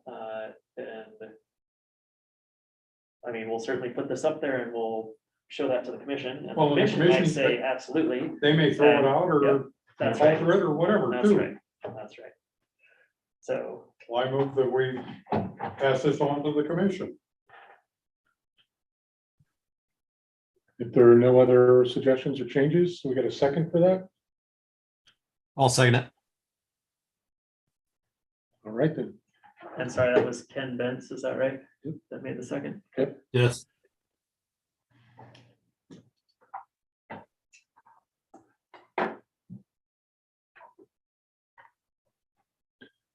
So carried. Okay. You wanna take a yay, nay? Oh, thank you. So all in favor, the ayes? Raise your hand. Yay. Yay. Aye. Aye. Any opposed? No. I think that was a no. I think that's no. Okay, so unanimous, I'll write down unanimous pass. All right, thank you. Thank you all for one of my pet peeves. That's why we had first representation on the right. So with that, do we conclude agenda item A? B, I'm sorry, B, no, B. that's great. Yes, I will stop sharing here and Well, thank you all for that. Tim and Kelly, it was very informative. Yeah, thanks for the opportunity. I appreciate it. Thank you. So for moving to agenda item C, the proposed route change review with well construction, that's Chris Bird. Good morning, Mr. Chair, member of the committee. I'm Chris Bird, manager of the well construction section. I'm here with Laura Hart, water policy analyst at the department, and we'll be talking to you about our well construction rulemaking that we're doing right now. And Justin mentioned before, we're bringing these to you during the public comment period, so that if the committee would like to submit comments regarding the changes that you'll be able to do that. We sent out copies of the draft rules to everybody, all the members, and I know you've all had an opportunity to read them and know them by heart. So our rulemaking presentation is not going to get really into the weeds of the specific language, but more of kind of an overview of the rulemaking. And so Laura is going to take the first piece, and then I'll talk about the rules in the second. So, Laura. Okay, just want to make sure, folks, can you see my slide? Yes. yes. Okay, cool. All right, so just this is just sort of a refresher as to why this particular rulemaking is needed, and primarily it's to implement several pieces of recent legislation. I think you all are familiar with House Bill 2145, adopted in 2021, that focused really on well construction modernization. But then there were some other pieces of legislation that we also needed to implement through this rulemaking, including House Bill 3030 and Senate Bill 688, both adopted in 2019. That was a statewide requirement requiring state agencies that issued licenses to offer a temporary licensure pathway for spouses of members of the armed forces. And then also in 2022, we had House Bill 4061, which did a lot of things, but one of the things that was specific to our rulemaking effort was extending the timeline for our agency to issue a notice of violation upon learning of the violation. And I'm going to go into a little bit more detail on these here. Well, in addition to the legislative implementation, we had some other things we needed to take care of with this rulemaking. We wanted to align penalties for well drillers and other than well drillers, so we had consistent penalties in terms of the amounts. We wanted to restore a rule that was deleted through clerical error back in, I think it was maybe 2016. And then some basic housekeeping, spelling, grammar. We had some updates to some of the figures that are referenced in the rules. Okay, so here's the details about the legislation. So House Bill 2145 did a number of things, including adding licensing requirements for drillers, requiring drillers to submit exempt use maps, requiring drillers to pay groundwater use recording fees, increasing start card notification and information and/or data requirements, increasing well report information and data requirements, and then also including a timeline for our agency to review 100% of well reports for compliance and to notify drillers of deficiencies. With respect to House Bill 3030 and Senate Bill 688, this is just straight out of the statute. So it authorizes our agency to issue 2-year temporary licenses for a well constructor if they meet certain criteria, and those are listed there. I'm not going to read those to you. And then also requires us to revoke that authorization when certain conditions are met, and also requires that that authorization is temporary non-renewable. And then Senate Bill 6088 essentially mirrors House Bill 3030, but also has a periodic reporting requirement.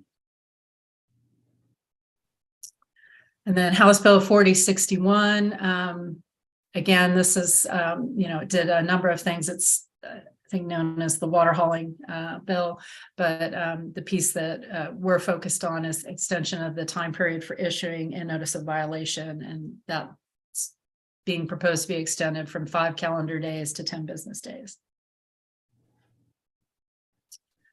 This is an overview of our rulemaking timeline, just to kind of give you the big picture of how this process is unfolded. We've convened 4 RAC meetings. I think we started back in November or December. Let me check that. I think it was December. We had 4 meetings. Our last meeting was in March.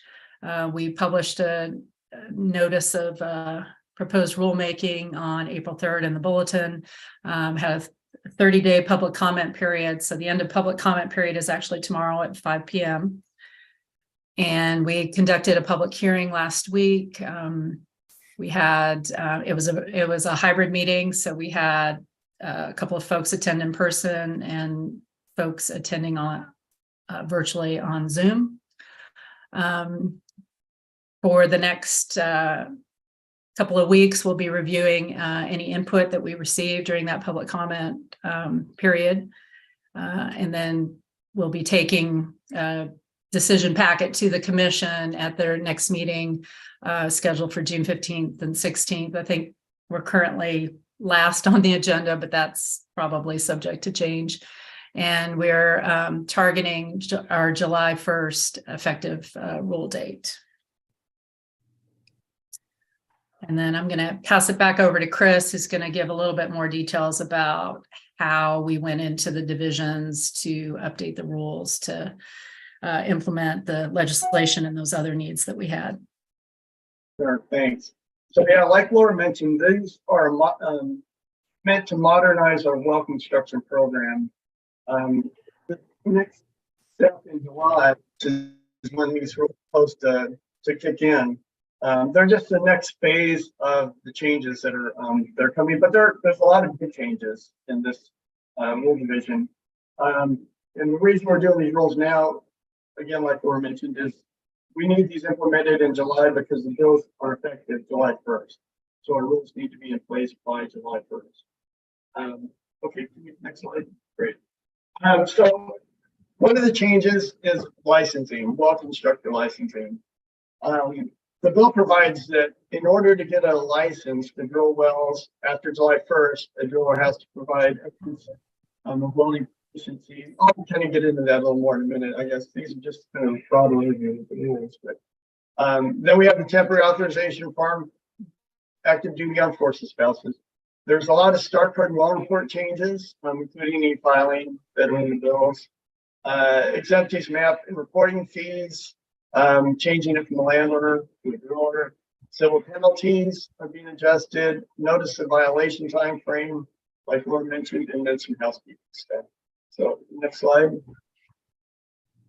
Okay, the welding proficiency piece, that was actually where we spent the majority of our time in rulemaking, developing the language. The House bill added that welding proficiency requirement to get a license. And so that will just be another component of getting licensed, right? There's already some pieces. But we had to develop what those requirements would look like. And so we spent a lot of time in the RAC meetings developing that language. And those are the draft language that was central amendments. And again, and those are also Division 205, which are water wells, and Division 240, which are monitoring wells. So it's in both divisions. House Bill 3030 and Senate Bill 688 is also our licensing rules. And that's where we added the temporary authorization for military spouses. And then we list, how that would be accomplished. How would we issue them a license? What requirements would they have to meet to get a license in Oregon? And that would be assuming that they were licensed in another state. They couldn't just come here and get a license because they're a military spouse. They'd have to actually have a license in another state, and then meet some other requirements to get that license. Next slide. Then start card authorization, there's some changes there. A lot of new fields, but the fields we added were really just brought over from the statute. One of the biggest changes for start cards is date of drilling notification.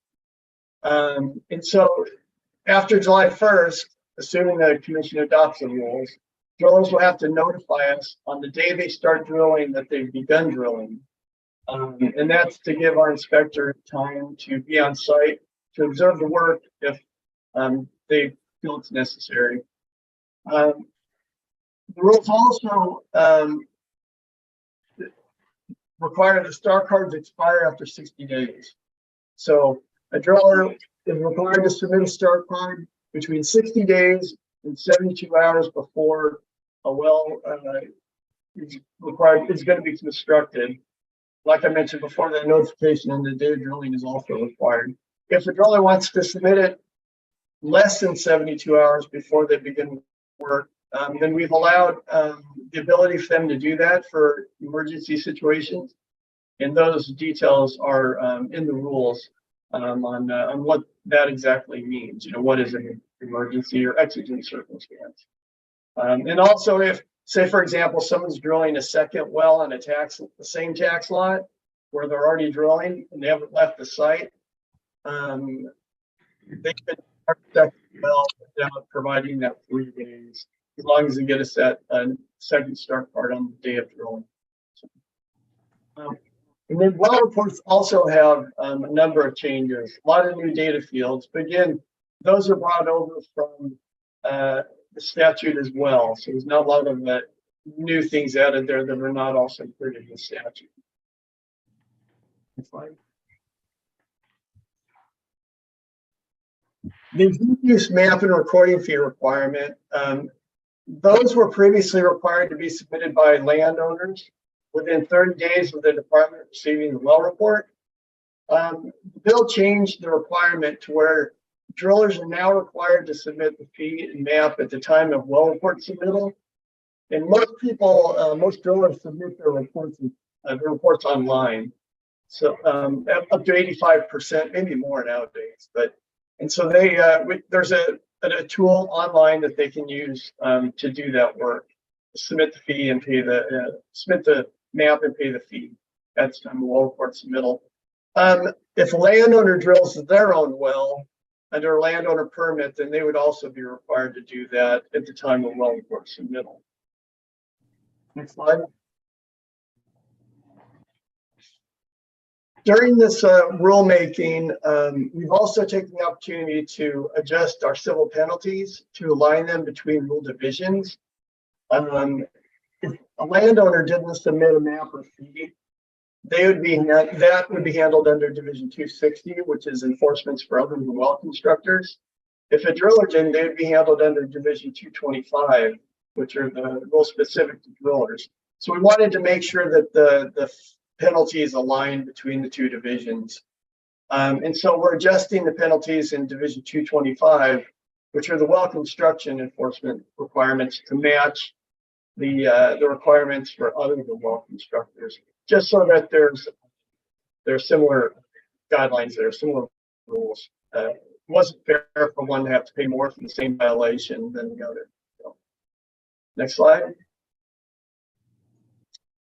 So House Bill 4061, like Laura mentioned, it was called the Water Hauling Bill because it addressed hauling water to cannabis and that kind of thing. But it also included a provision for when the department would have to issue a notice of violation if they found a penalty or someone violating a statute. And this would only apply to landowners or water users other than well drillers. Well drillers don't go through this process. But since we do enforce on landowners in some cases, we wanted to make sure that the rules met the statute. And it gives this department more time to get out a notice violation when it's discovered. Currently, the rule is 5 calendar days from the date of discovery of the violation. The statute changes it to 10 business days. So we're just aligning the current rules or the rules with the statutory language. Next slide. Okay, and other changes, we're just taking the opportunity to restore the deleted rule that was deleted in 2016. It wasn't a requirement, it was just pointing out that there were some rules in Division 200 regarding measuring tubes and where they're required in some cases. And then spelling, grammar, and clarity. You know, some rule language is outdated, so we're taking the opportunity to clean it up, as well as some old figures. We're not changing the figures, we're just modernizing them and adding new ones for clarity and to make them easily readable as well. So, next slide. Laura, you want to take that? Sure. So as far as next steps, as I mentioned earlier, the end of our public comment period is tomorrow. I put COB, but 5 p.m. is what's in the notice. If individuals have comments to submit, there's a generic email address in the notice, or you can just send them to me at my contact information here. Again, we'll be bringing the proposal to the commission at their next meeting in June, trying to, make our effective date of July 1, and then continue with communication and outreach as far as the, what these rules require. And I think that's all we have. Yeah, we'd be happy to answer any questions.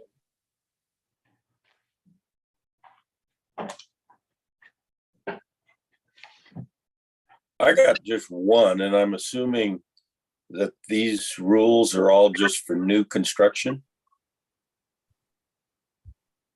The majority of the rules that we're doing are for new. Some rules that we cleaned up, like Division 215, adding that requirement. It could affect current owners. Measuring tubes may be required for pumps installed in certain areas. Peaks Mountain area, Yellow Hills, other areas like that. Just there's like 3 that it mentions. Moser. I think that's it. But the majority of these are for new wells. And it's the rules are basically only bringing them to authority and staff. So it's not anything that we're requiring that isn't required in statute. Okay.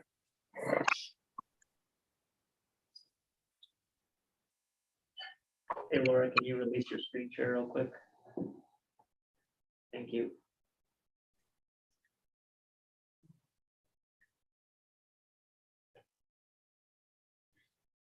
Okay, so similar to the last set, anybody have any proposals for the committee to advise the commission during rule adoption?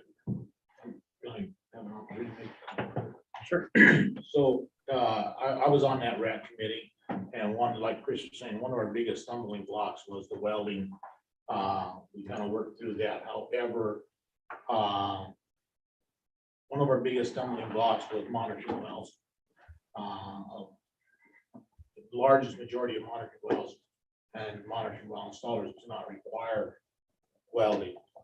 So with the help of some legislators and also the water resources and people on our RAC, we were able to get a House Bill 3343, an amendment attached to that, which would allow the department to help me out, Chris, if I'm getting this right, but is to eliminate the requirements for monitoring licensed and required for welding. Those amendments. Yes, I'll just jump in real quick. So yeah, Floyd's correct. There's House Bill 3343 that's currently moving through the legislature. It's made it through the House side. It's currently in the Senate side. But until that happens, until or unless that happens, we have to move forward with the current rules as they're written. And that's what was sent to all of you. If the bill passes, it's our intent to take out the monitoring well component of the welding requirement. But until then, like I said, we have to move forward with these rules as drafted. Well, on the rules, I guess one of my biggest comments is nobody likes rule changes. I mean, nobody likes changes.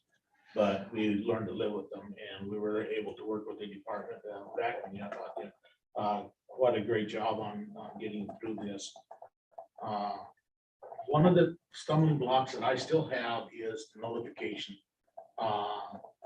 for notifying when you're going to start the well, or notifying if you have to do another well, without the department having the ability to have a hotline set up where we can call in. It has to be on a department form.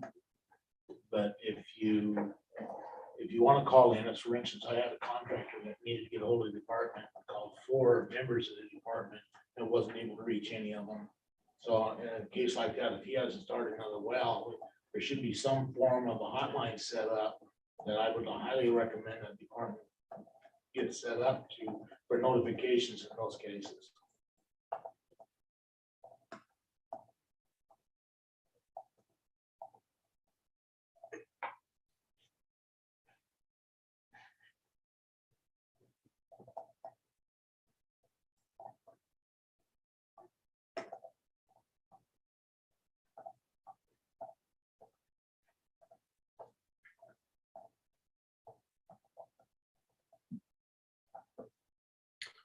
On the welding exclusion for monitoring wells, is there any sideboards on that? Like construction or depth limitations? I mean, it makes perfect sense if your average monitoring well is 40 feet and doesn't have case. I'm building a monitoring well now that's 600 feet and cased and sealed to 400. Is it being constructed by a solely monitoring or a drilling contractor? A drilling contractor. Okay, so all drilling contractors So are that's- required to have a license. I don't think you're gonna do a 600-foot monitoring well using plastic. Gotcha. So That makes sense. another thing that the majority of any monitoring wells that are going that deep, are they're gonna require that, it's gonna be constructed by a drilling contractor. Yeah. Yeah. Okay. Thanks. So just for my clarity, sorry, and curiosity, when you say a contractor, you mean somebody following the water well standards, not the monitoring well standards? What's a contractor contrasted with? Well, I mean, he's gonna put a well down 600 feet. Yeah, The contractor that's doing that job is Yeah. gonna probably be a licensed well drilling contractor. Water well drill. Water well. water well driller, okay, Correct. got it, Do that, and they're required to have. right, so Yeah. anything with metal, yeah.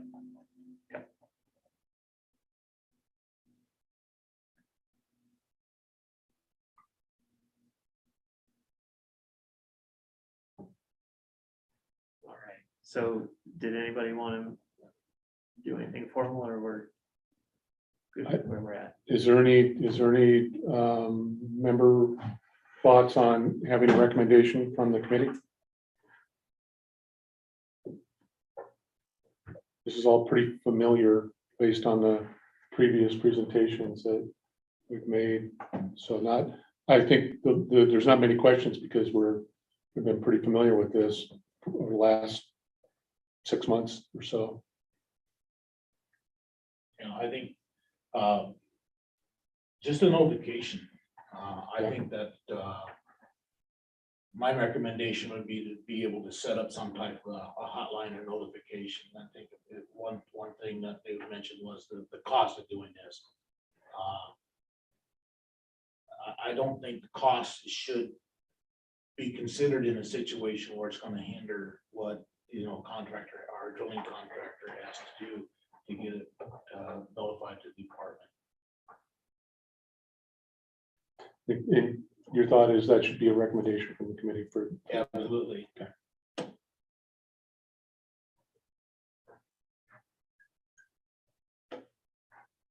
Well, like the last recommendation, you can send it to the commission Okay. and they can. Right. Yeah. So sure. This is Marshall.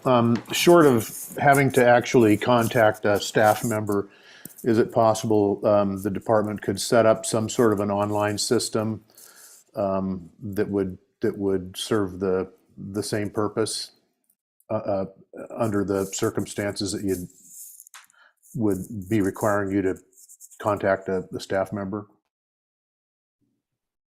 Marshall, this is Chris. So we've developed an online notification system where growers can go in and notify us.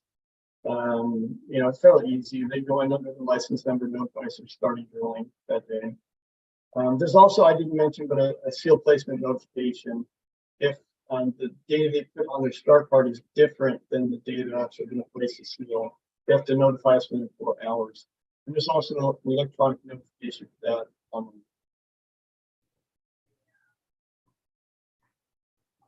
Just me or It's pretty garbled. yes, Yeah. I'm not- Hey, Chris, can you repeat that a little bit slower? You're coming through really garbled. I don't, do you Yeah. have another microphone plugged in that you're speaking into headphones sitting on the desk or something? No. Is that better? Slightly. Okay. Sorry. I don't, it must be my connection. Okay, no problem. Could you just repeat that last point that you made about the notifications? Can you hear me now? Yes. A little better, yeah. Okay. So we've developed an online notification tool on the website where drillers will be able to log on and notify us in a few easy steps, that they're starting drilling that day. It's tied specifically to their license and their work, so that it goes directly to the people that need to get it. And so what is the, from a hotline, how would a hotline benefit a project or a contractor relative to that? If you're in a remote area and you don't have access to email or something like that, be able to call in a notification. It's a lot of times where we're drilling in an area where you don't have self-service or you don't have the ability to do that. So if you're working on a well and circumstances change from where your well, I may be able to seal today. So if you want to notify me, my timeframes have changed, but you have no way of getting that notification to them through email or anything like that. It would be a way to either text. Sometimes, like when we're up working up the Sandy M Canyon, we don't have cell service, but we get a text out. A lot of times when cell service is really disrupted or you can't get, an email out, you can generally send a text. So, Just a question I have, it's not the rulemaking per se, but doing the mapping, is the GPS off of a normal cell phone adequate? Or is there a special instrument you have to use? no, we can use. Chris can help me out on this one, but I think GPS locations are getting pretty sophisticated now that even most of the cell phones will give you a post on there. I was just curious. Thank you. Yes, it's adequate.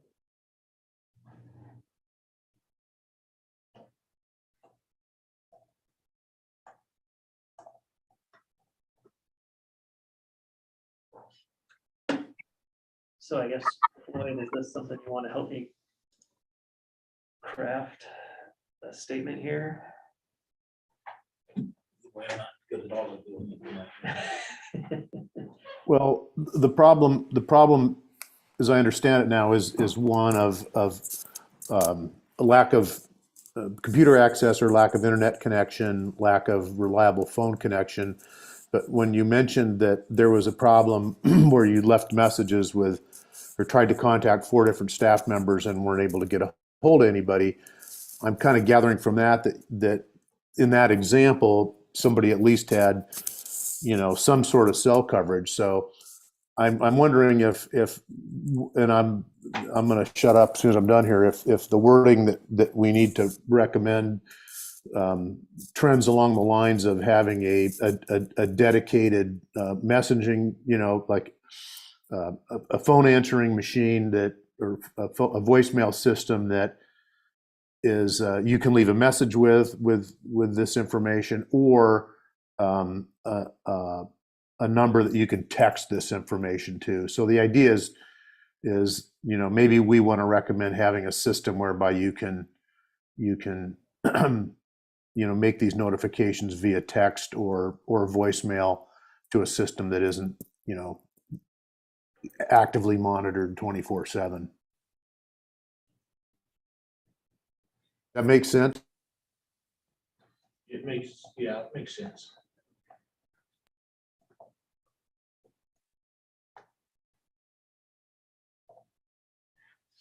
Only question I have, you mentioned that if, oh, go ahead. Well, I don't know if we want to just use the word start or recommend that the start card notification. I mean, that's got to be 3 days prior to. I'm talking about notification for grouting. If the grout seal placement's changed, or if you're going to have to start another well, let's say you drill a dry well and you want to get another one, but you're out of the area, and this happens in some of the areas where there's no cell service at all. Is to be able to have communications that way. Do I recall that one of the intents for the notifications on like the grouting is to give the department opportunity to observe? Correct. Okay. Correct. And that's why they want a 4-hour, but on the start card, you gotta give a proposed date that's right, which is in 50 years of being in the industry, I don't know if I can ever calculate when we're going to start our seeing in a well. Yeah. Maybe on some wells that are 1-day wells, yeah, you can do it the same day. That's easy, but you get in a well that's 400 or 500 feet deep, or you run into surface water, you got to case off and then go to cement versus a midnight seal that day. Yeah. That changes. So it's just an opportunity for them to have a notice that date's going to change. Then you got to notify. And with this, with a hotline or a dedicated service that's accessed through text or voicemail, or could that eliminate the department's opportunity to observe? It still has to be 4 hours. Still have to be 4 hours. Yeah, but I mean,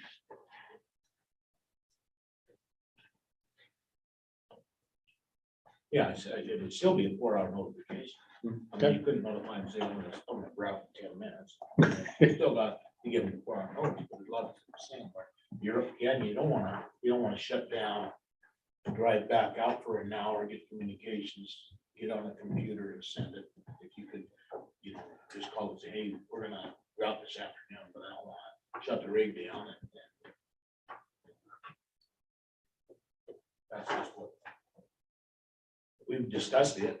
But, I think it's workable. The department could have something set up like that.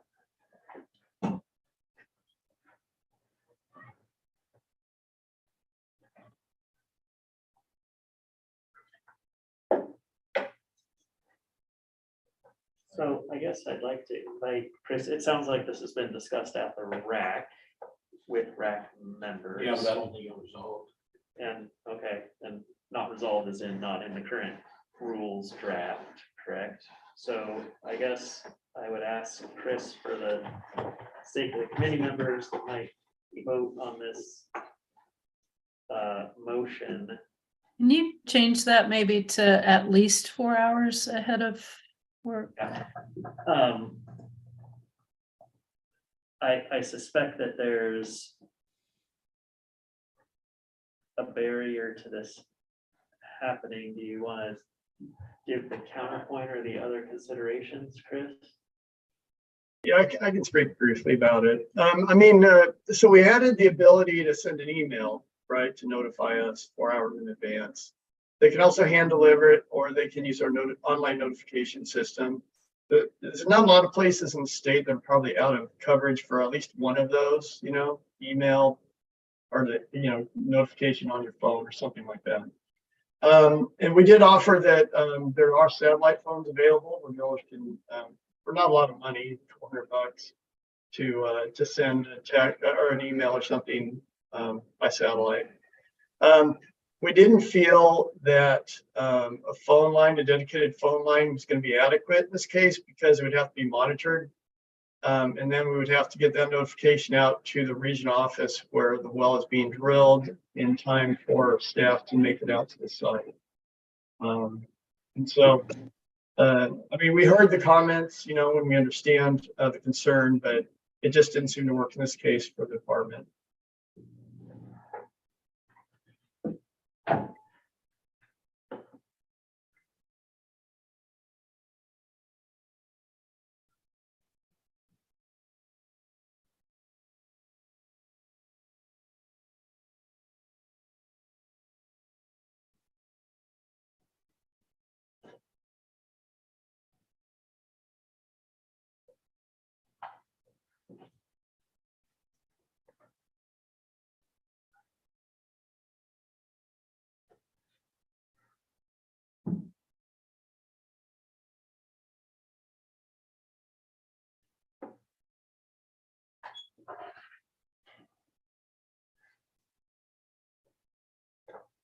So does that sort of sum up why it wasn't resolved in Well, RAC?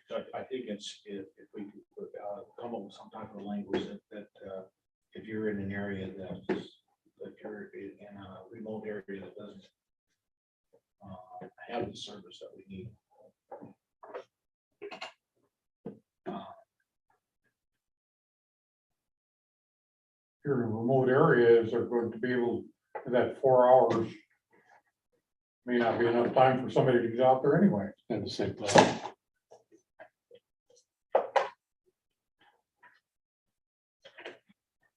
So we're not, with that language there, we're not really talking about a dedicated staff member to a hotline, are we? Just something that's Something monitored. that we consider notification. I mean, Yeah, like I was saying earlier, we could be working Sandy Am Canyon up the North Fork, once you get up, so far. Cell service doesn't work, but I can text my crews from there, so they can text, you know, a notification that's when they happen. and do you know that in advance, like at the start card stage? Is there any, No. or you don't know until you get there and you get your phone out? You can figure you're gonna drill another 100 feet, and you're gonna be that day drilling, but you may end up going 20 feet and get all the water you need, and then you're gonna have to start pulling out, and you can get that notification, so we can have the 4 hours to get there. I think this would only be required in when you're in an area that's lacking communication.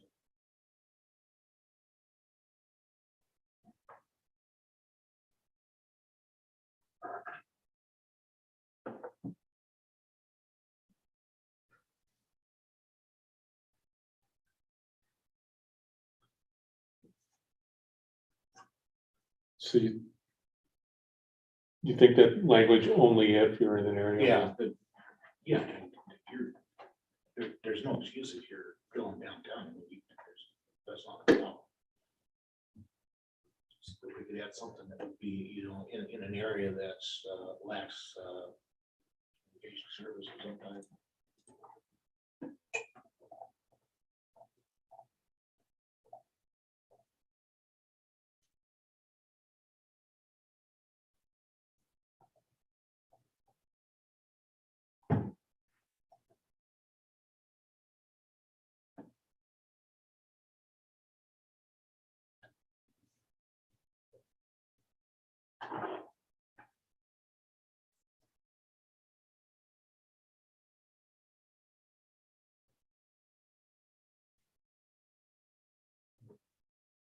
That covers for you.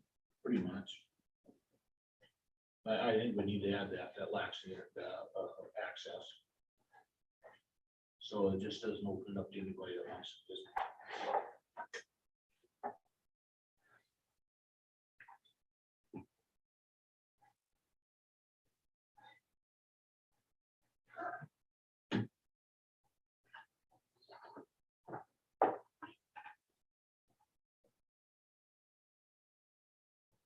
Any other thoughts on adjustments to the language on that? Does that seem to require a dedicated staff member, Chris? in that current form? Well, as I'm sure all of you are aware, you know, the seal placement is one of the most, if not the most critical piece of drilling a well. And we want to make sure we're able to get that notice to the right person in time to be out there. So we would have to have someone checking it, you know, in time to get the notification out. So, you know, it didn't really work for the way you know, for the staff that we have to monitor on the phone line like that.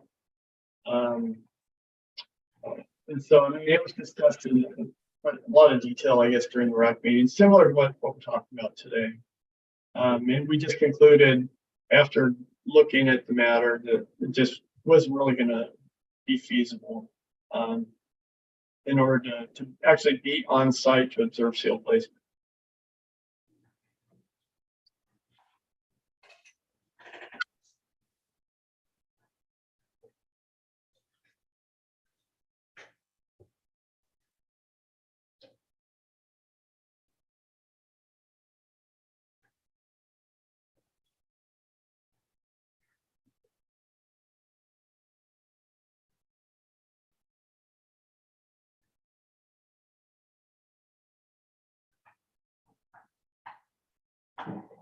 Fine to me. But I'm not a driller, so.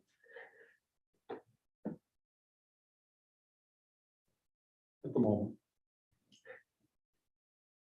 Well, then how about if we have, instead of a dedicated line, they'll be able to text or leave an email with the well inspector in that area. Eliminate the hotline, but be able to do that. Would that work, Chris? That would, I mean, they have to be monitoring what they're doing anyway, so we would, if we were able to text or email them. Yeah, so the,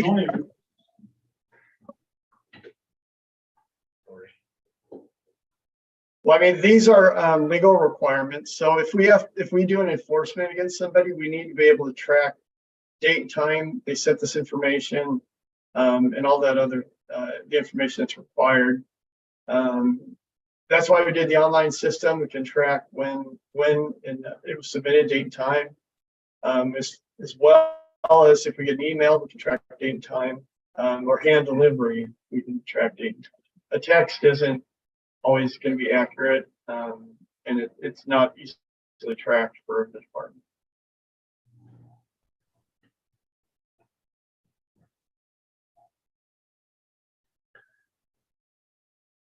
So the need for this kind of assumes that the drilling contractor doesn't have an office or staff, right? Because if you could text the department, you could text your office, Right. and get the office to do it via email. Right, that's a possibility. A lot of them are individual contractors.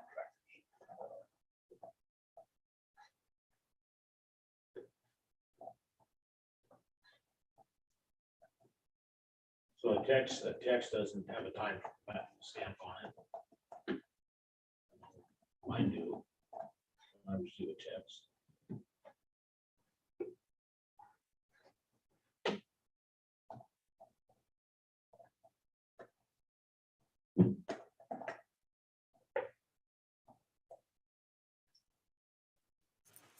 I got a question, I guess, for Justin or Chris.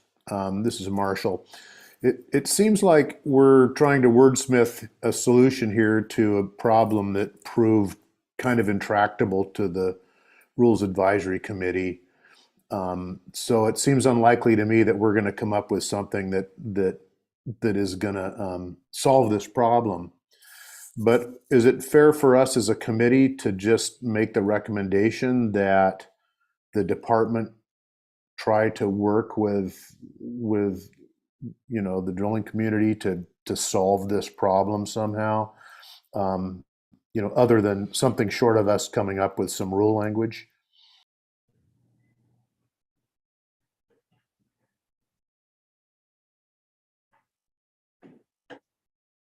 I think I'd be satisfied with just making a recommendation to the commission to work in that direction. Yeah, either I prefer this. I mean, your comments are appreciated, so however you want to word it. I think I'm more comfortable with that also. If we've got staff saying this isn't workable, well then maybe we shouldn't be trying to solve it. We should be Making recommendations. ensuring there's continued work on it. Yeah. I'd be-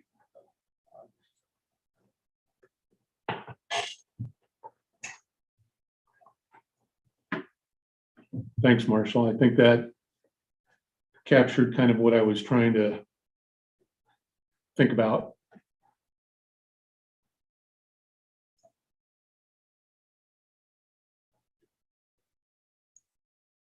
Now, if more drillers were ham radio operators, this might not be a problem.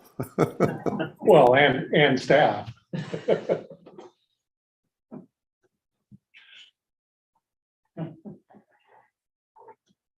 I agree. I think we ought to send this as a recommendation to work on it.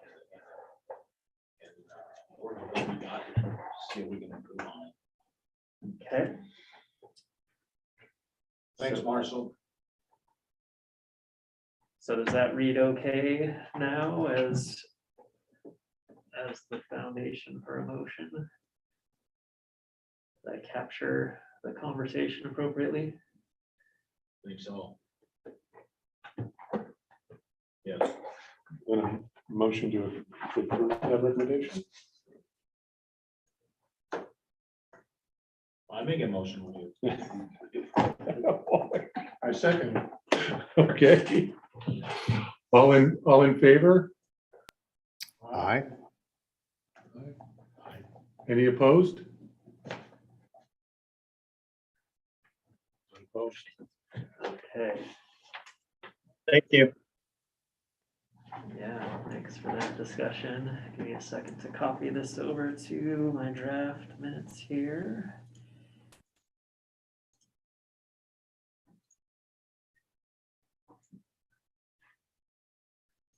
Okay. Thank you, Chris and Laura.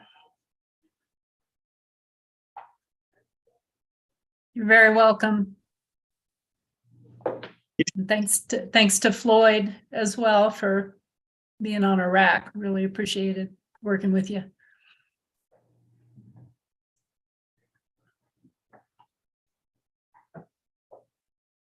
All right. So we've got about half hour remaining in the meeting. I just want to give a real quick verbal update. I'll invite Laura or Kelly as they see fit to jump in and add two updates on two additional rulemakings that we just started. So the first is a rulemaking about the groundwater allocation process. So that's how we review specifically a statutory requirement that water is available before we issue a new groundwater permit. The commission asked us to review those rules, make recommendations for rules that would be more sustainable and protective of existing users. And so we have proposed edits to 3 divisions. We held our first rack 2 weeks ago, I think, and we started with just 2 of those divisions. The rules for processing water rights and the rules that encapsulate the commission's policy statements. Next week, we will have our second rack and we'll talk about definitions in Division 8. So that's where all the rubber hits the road with the statutory terms and how we provide details for that. 3 weeks after that, we'll discuss Division 9, which is the groundwater surface water interaction rules. And then I suspect we've got 2 more racks scheduled on the books to continue discussion. So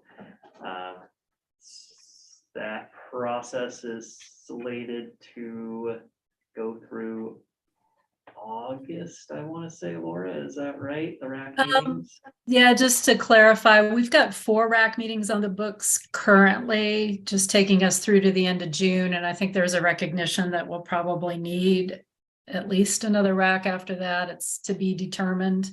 But, you know, we also want to allow for a reasonable public comment period. And so I think we're, you know, probably looking or optimistically towards the November commission meeting for adoption. That's probably the, you know, soonest that most realistically we can get these rules, the draft rules finalized. So again, we've got 4 RAC meetings on the books right now, and the idea was to get those in before everybody sort of dispersed for the summer, because schedules kind of were starting to stack up over the summer. But we'll probably need to come back for another RAC meeting late summer, early fall, and kind of finish up what we're doing.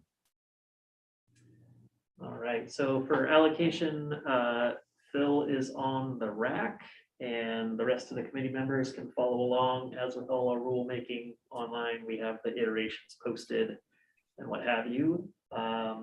Yes, and just all the RAC meetings are open to the public. They're all hybrid. So anytime any of you want to join by, you know, Zoom or in person, we've been meeting. They're all set from 8:30 to noon on the dates. And again, if you go to the website, you can see the dates, or you can ask Justin to get those to you. But everybody's welcome to attend either in person or virtually, and all our pre-meeting materials, and this is for all the rulemaking efforts, all the pre-meeting materials are posted on the website. So if you want to see like the PowerPoint presentation, the agenda, what the draft rules look like, all that's available.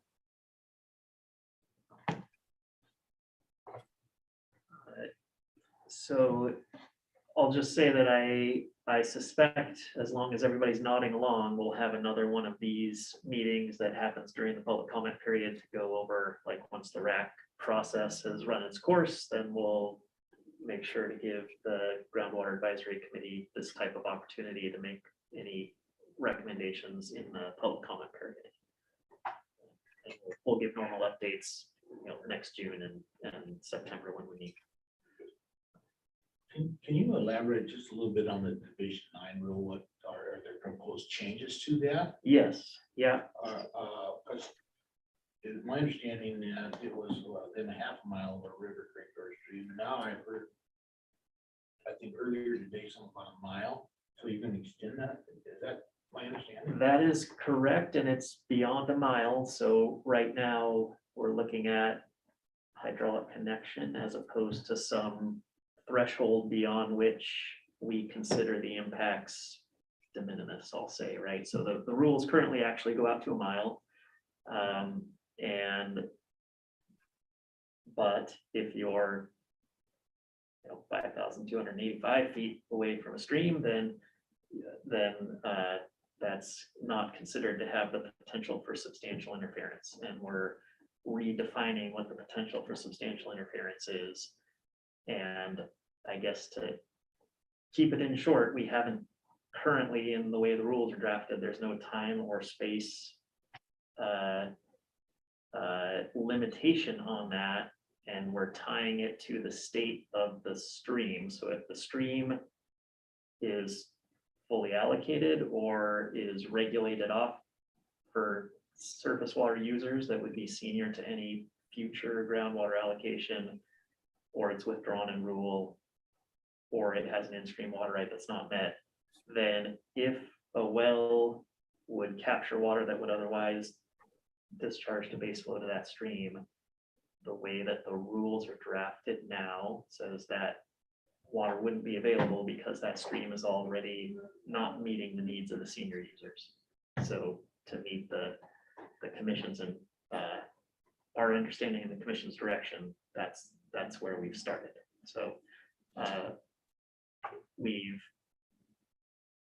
teased that in the first RAC and laid it out, but the real discussion will happen not next week, but 4 weeks from now at the RAC number 3. So substantial interference with a body of water stream that's over appropriated. Is there any that are not over appropriated? There are, but it's the minority of streams in the state for sure. So, yeah, it would be, I mean, it would be a significant change. So, So it looks like we're gonna encompass a whole bunch of the state that's gonna be subject to not having water rights. not having new allocations, yes, Yeah. correct. Yep. Yep. So I acknowledge it would be a significant change. Extremely. A question, just to clarify in my own mind, Phil, you're on the committee as a representative of the Groundwater Advisory Committee, is that correct? No, I'm not really representing the committee. I'm just a interested party. Okay, because I know of other people, you know, that are on the committee representing, you know, like consultants that are representing clients, for example. So-and-so represents, you know, this Yeah. interest group. So you're not doing that, right? You're just as a hydrogeologist. That's Okay, correct. that makes sense. If the rest of us were to attend the meetings, Laura, we would be basically members of the public. That's correct. Okay, yeah. I just want to kind of clarify that in my own mind. When I saw you were on that, I went, well, that's a good thing, you know. I think, but I think it is. So that I'll just make the comment that these rules are big. You know, I went through them really carefully, and there's a lot of moving parts here, and they really do bear a lot of thought, and ultimately I think this committee will want to weigh in, and I'm hoping that at our next meeting, which is when, in August, June.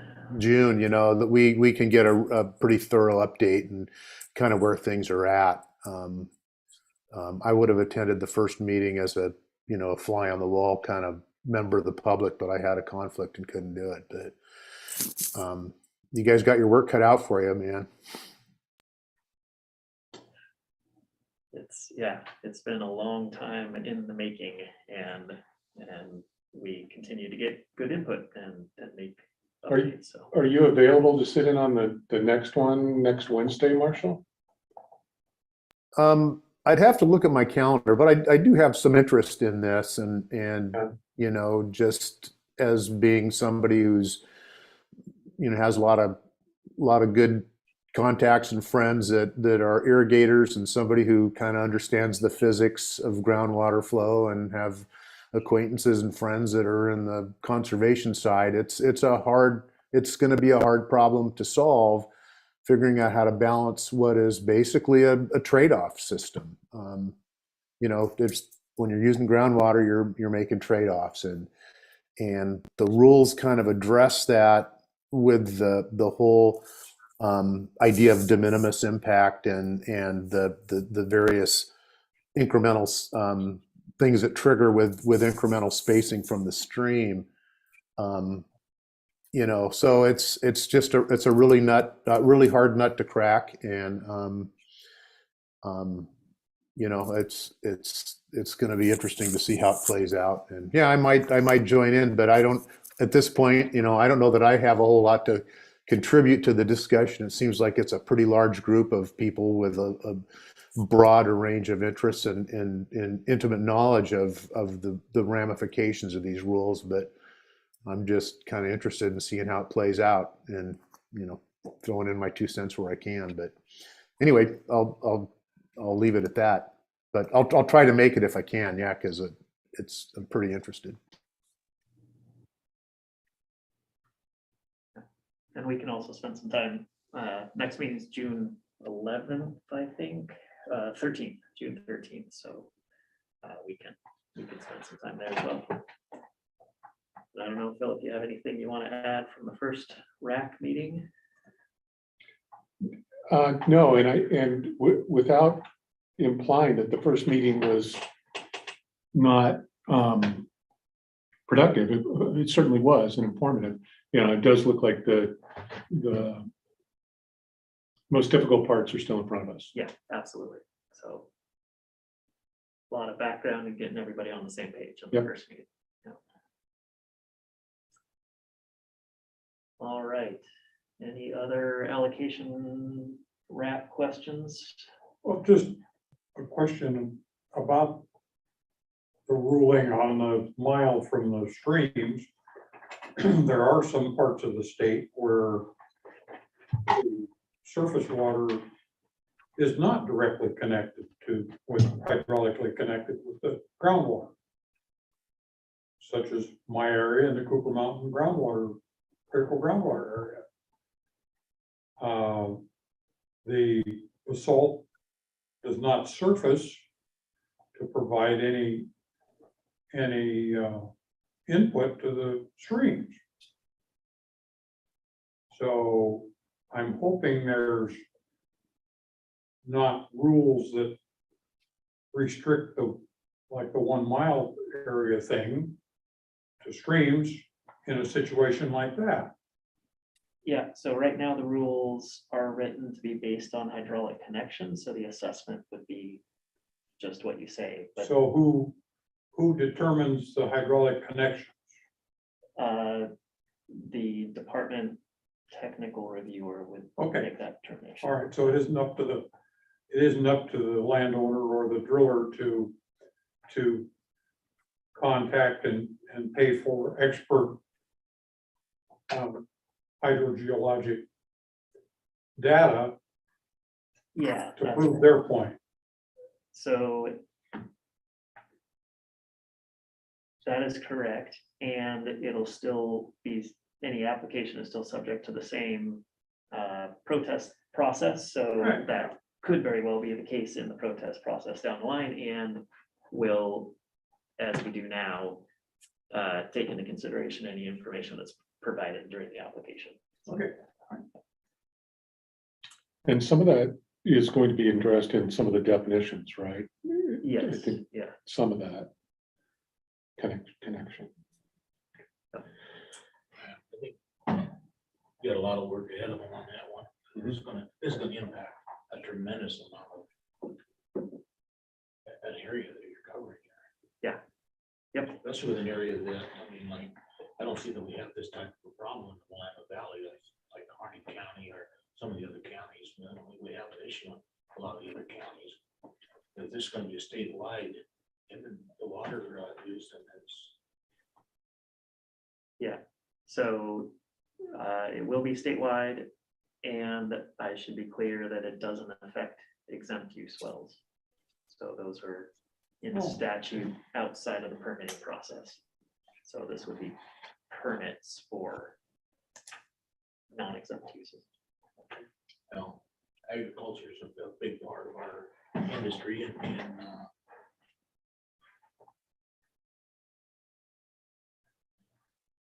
In the Willamette Valley, I mean, that came up in the meeting. It's like, there are places, people tend to focus on the exception. There are places where the surface water isn't fully over allocated. I think that was parts of the Willamette Valley were mentioned in that.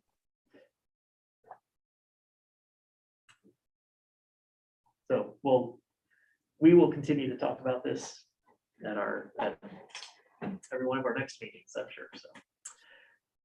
Okay, and sorry, I should just jump ahead. Any other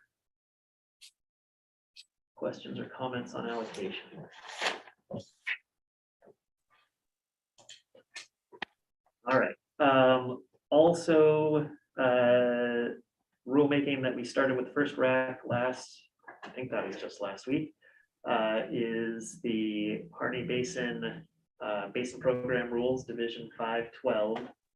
So these are we have for almost all of the administrative basins in the state, a set of rules that talks about water use and planning in those areas. That's where we put any classifications of groundwater. That's where the critical groundwater area designations will be placed.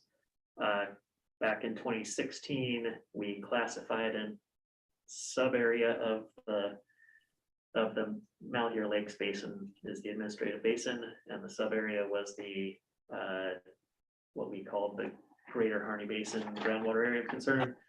He classified that for exempt uses only, given observations of water level declines in that area. During that process in 2016, we agreed to conduct a detailed groundwater basin study with the USGS and then to come back and reinitiate a RAC to talk about any changes in the rules that would be made. And so that was the kickoff meeting last week for that process. The department is intending to designate its first critical groundwater area under the Division 10 rules you heard about earlier today in the Harney Basin. So we're just starting that process to discuss it. So Kelly, if you have anything to add, or Ken Bentz, if you have anything to add. Ken Bentz is the person on the committee that's also on the RAC for the 512 rules.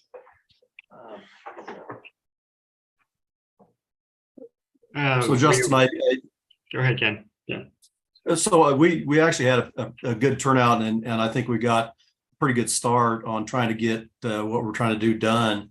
I just had hoped that we can we'll be able to expand the volunteer agreements part, meaning be able to work through some of the issues with senior rights and that sort of thing, and junior rights, and try to, if we could do it quickly enough, I think, try to make some headway on the groundwater levels prior to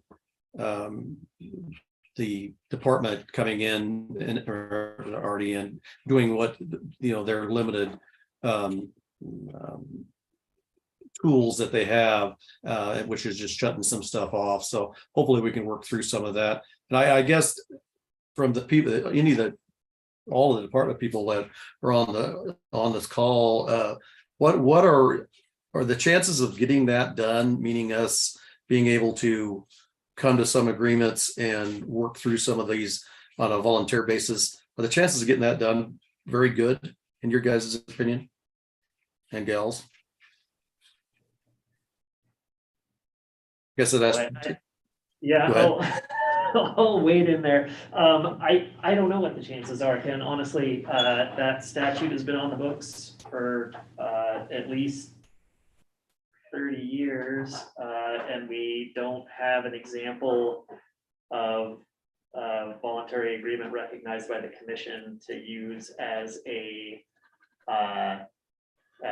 template, if you will. So it's kind of hard to say exactly how that would go. I can say that the department has been involved in many different parallel pathways of meetings in the Harney Basin. We had the place-based planning pilot. We had a group of people that we pulled together as a groundwater advisory committee, and there are likely more that I'm less familiar with. But I know that in both those venues, folks have talked about voluntary agreements significantly, and the place-based planning group commissioned a study about what a voluntary agreement might look like. I think that there's interest in the community at least, but then again, in the final analysis, it needs to be the users of the groundwater reservoir. But I think a lot of groundwork's been done, a lot of background work, and I think that the community is willing. So I think the general feeling is if somebody's going to be the first, then the folks in Harney County are good candidates for doing that, with their background of collaborative enterprises. So I think that the department is supportive of that. I think the commission is, from what I can tell. So it'll just be a matter of hashing something out that meets the statutory requirements. And like I said earlier in this meeting, and as you saw with Kelly and Tim's presentation of the Division 10 process, it's a lengthy process, and it's going to provide both the criteria that a voluntary agreement will have to make, in that the Division 10 process requires this report that lays out the boundaries and the reduction targets, right? So a voluntary agreement would presumably need to address reduction targets within those boundaries on something other than a priority date curtailment. And it'll, like I say, it'll identify who needs to come to agreement, and the timeline is before the contested case process finishes and orders go out. So that's, like I say, we expect that to be likely a couple of years. So there's some time built in there as well.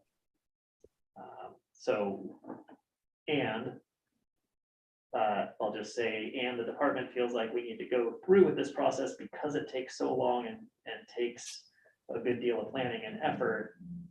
That is the backstop, if you will, to a voluntary agreement not being set up. So it both provides the boundaries on the sideboards and the kind of end date and what will happen in the absence of a voluntary agreement.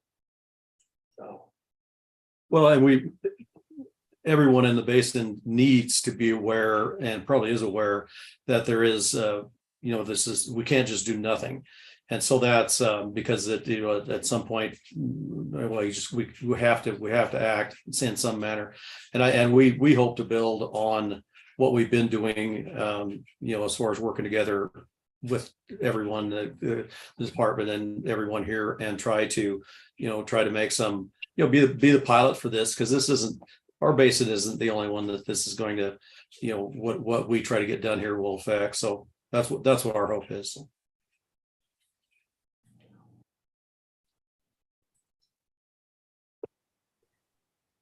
All right, Tim or Kelly, anything to add on that topic? No, I mean, in terms of project, like rack wise, we have 4 other meetings. Starting in our second rack would be August 29th. Then the third rack is going to be October 25th.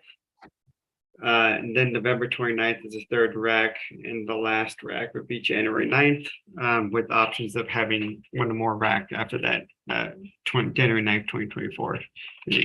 So we've got 3 months, 3 months to 4 months in between each rack, so we can get the Division 10 rules adopted, because obviously we need those adopted in order to start this process, and then meet those requirements that I was talking about earlier as well.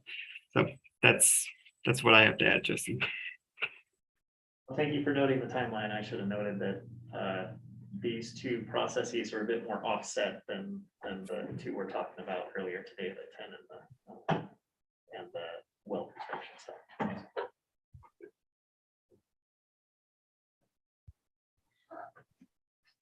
All right, unless there's any other questions, like I said, we'll track those rulemakings all the way up until the end, and we'll have again another one of these where the committee can come together and provide advice to the commission through this kind of more formal process. And otherwise, we'll just keep you updated as we go, and always happy to have conversations on how things are shaking out. Good. I just want to make one more comment. Yeah. And then I won't leave you alone. Yeah. I would just like to see the department be more proactive than reactive. Yeah. You guys get all the water level readings, you know what the groundwater is doing a longer before now. Ken's asking you guys to maybe try to expedite this and help them out a little bit. I think that should be a priority. I mean, you have a critical area, you have an issue down there, that should be a priority. Yeah. Being more proactive instead of reactive. You have the water data. You're getting all the data on the decline. Yeah. Why are we waiting until it's a critical area before you do any reach out or notifications or anything like that? Okay. That's, So, well noted.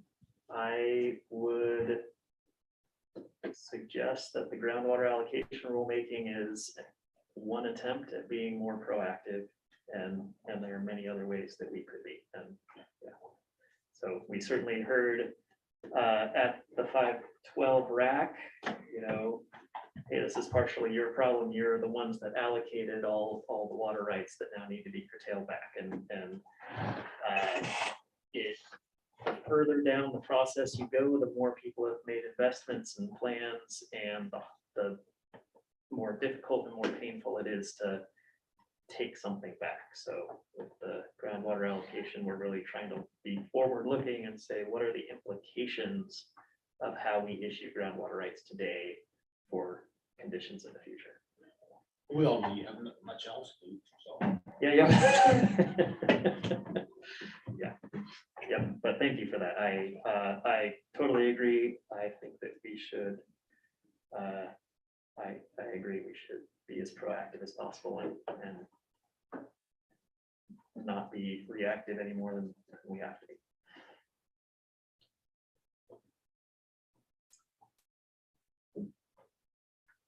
All right. So that moves us to public comment. Yeah.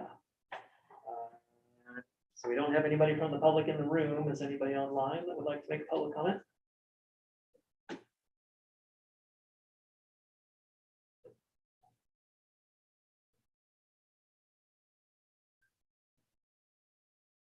All right. I don't see anybody other than Cole that's not a member of the committee or the department, so.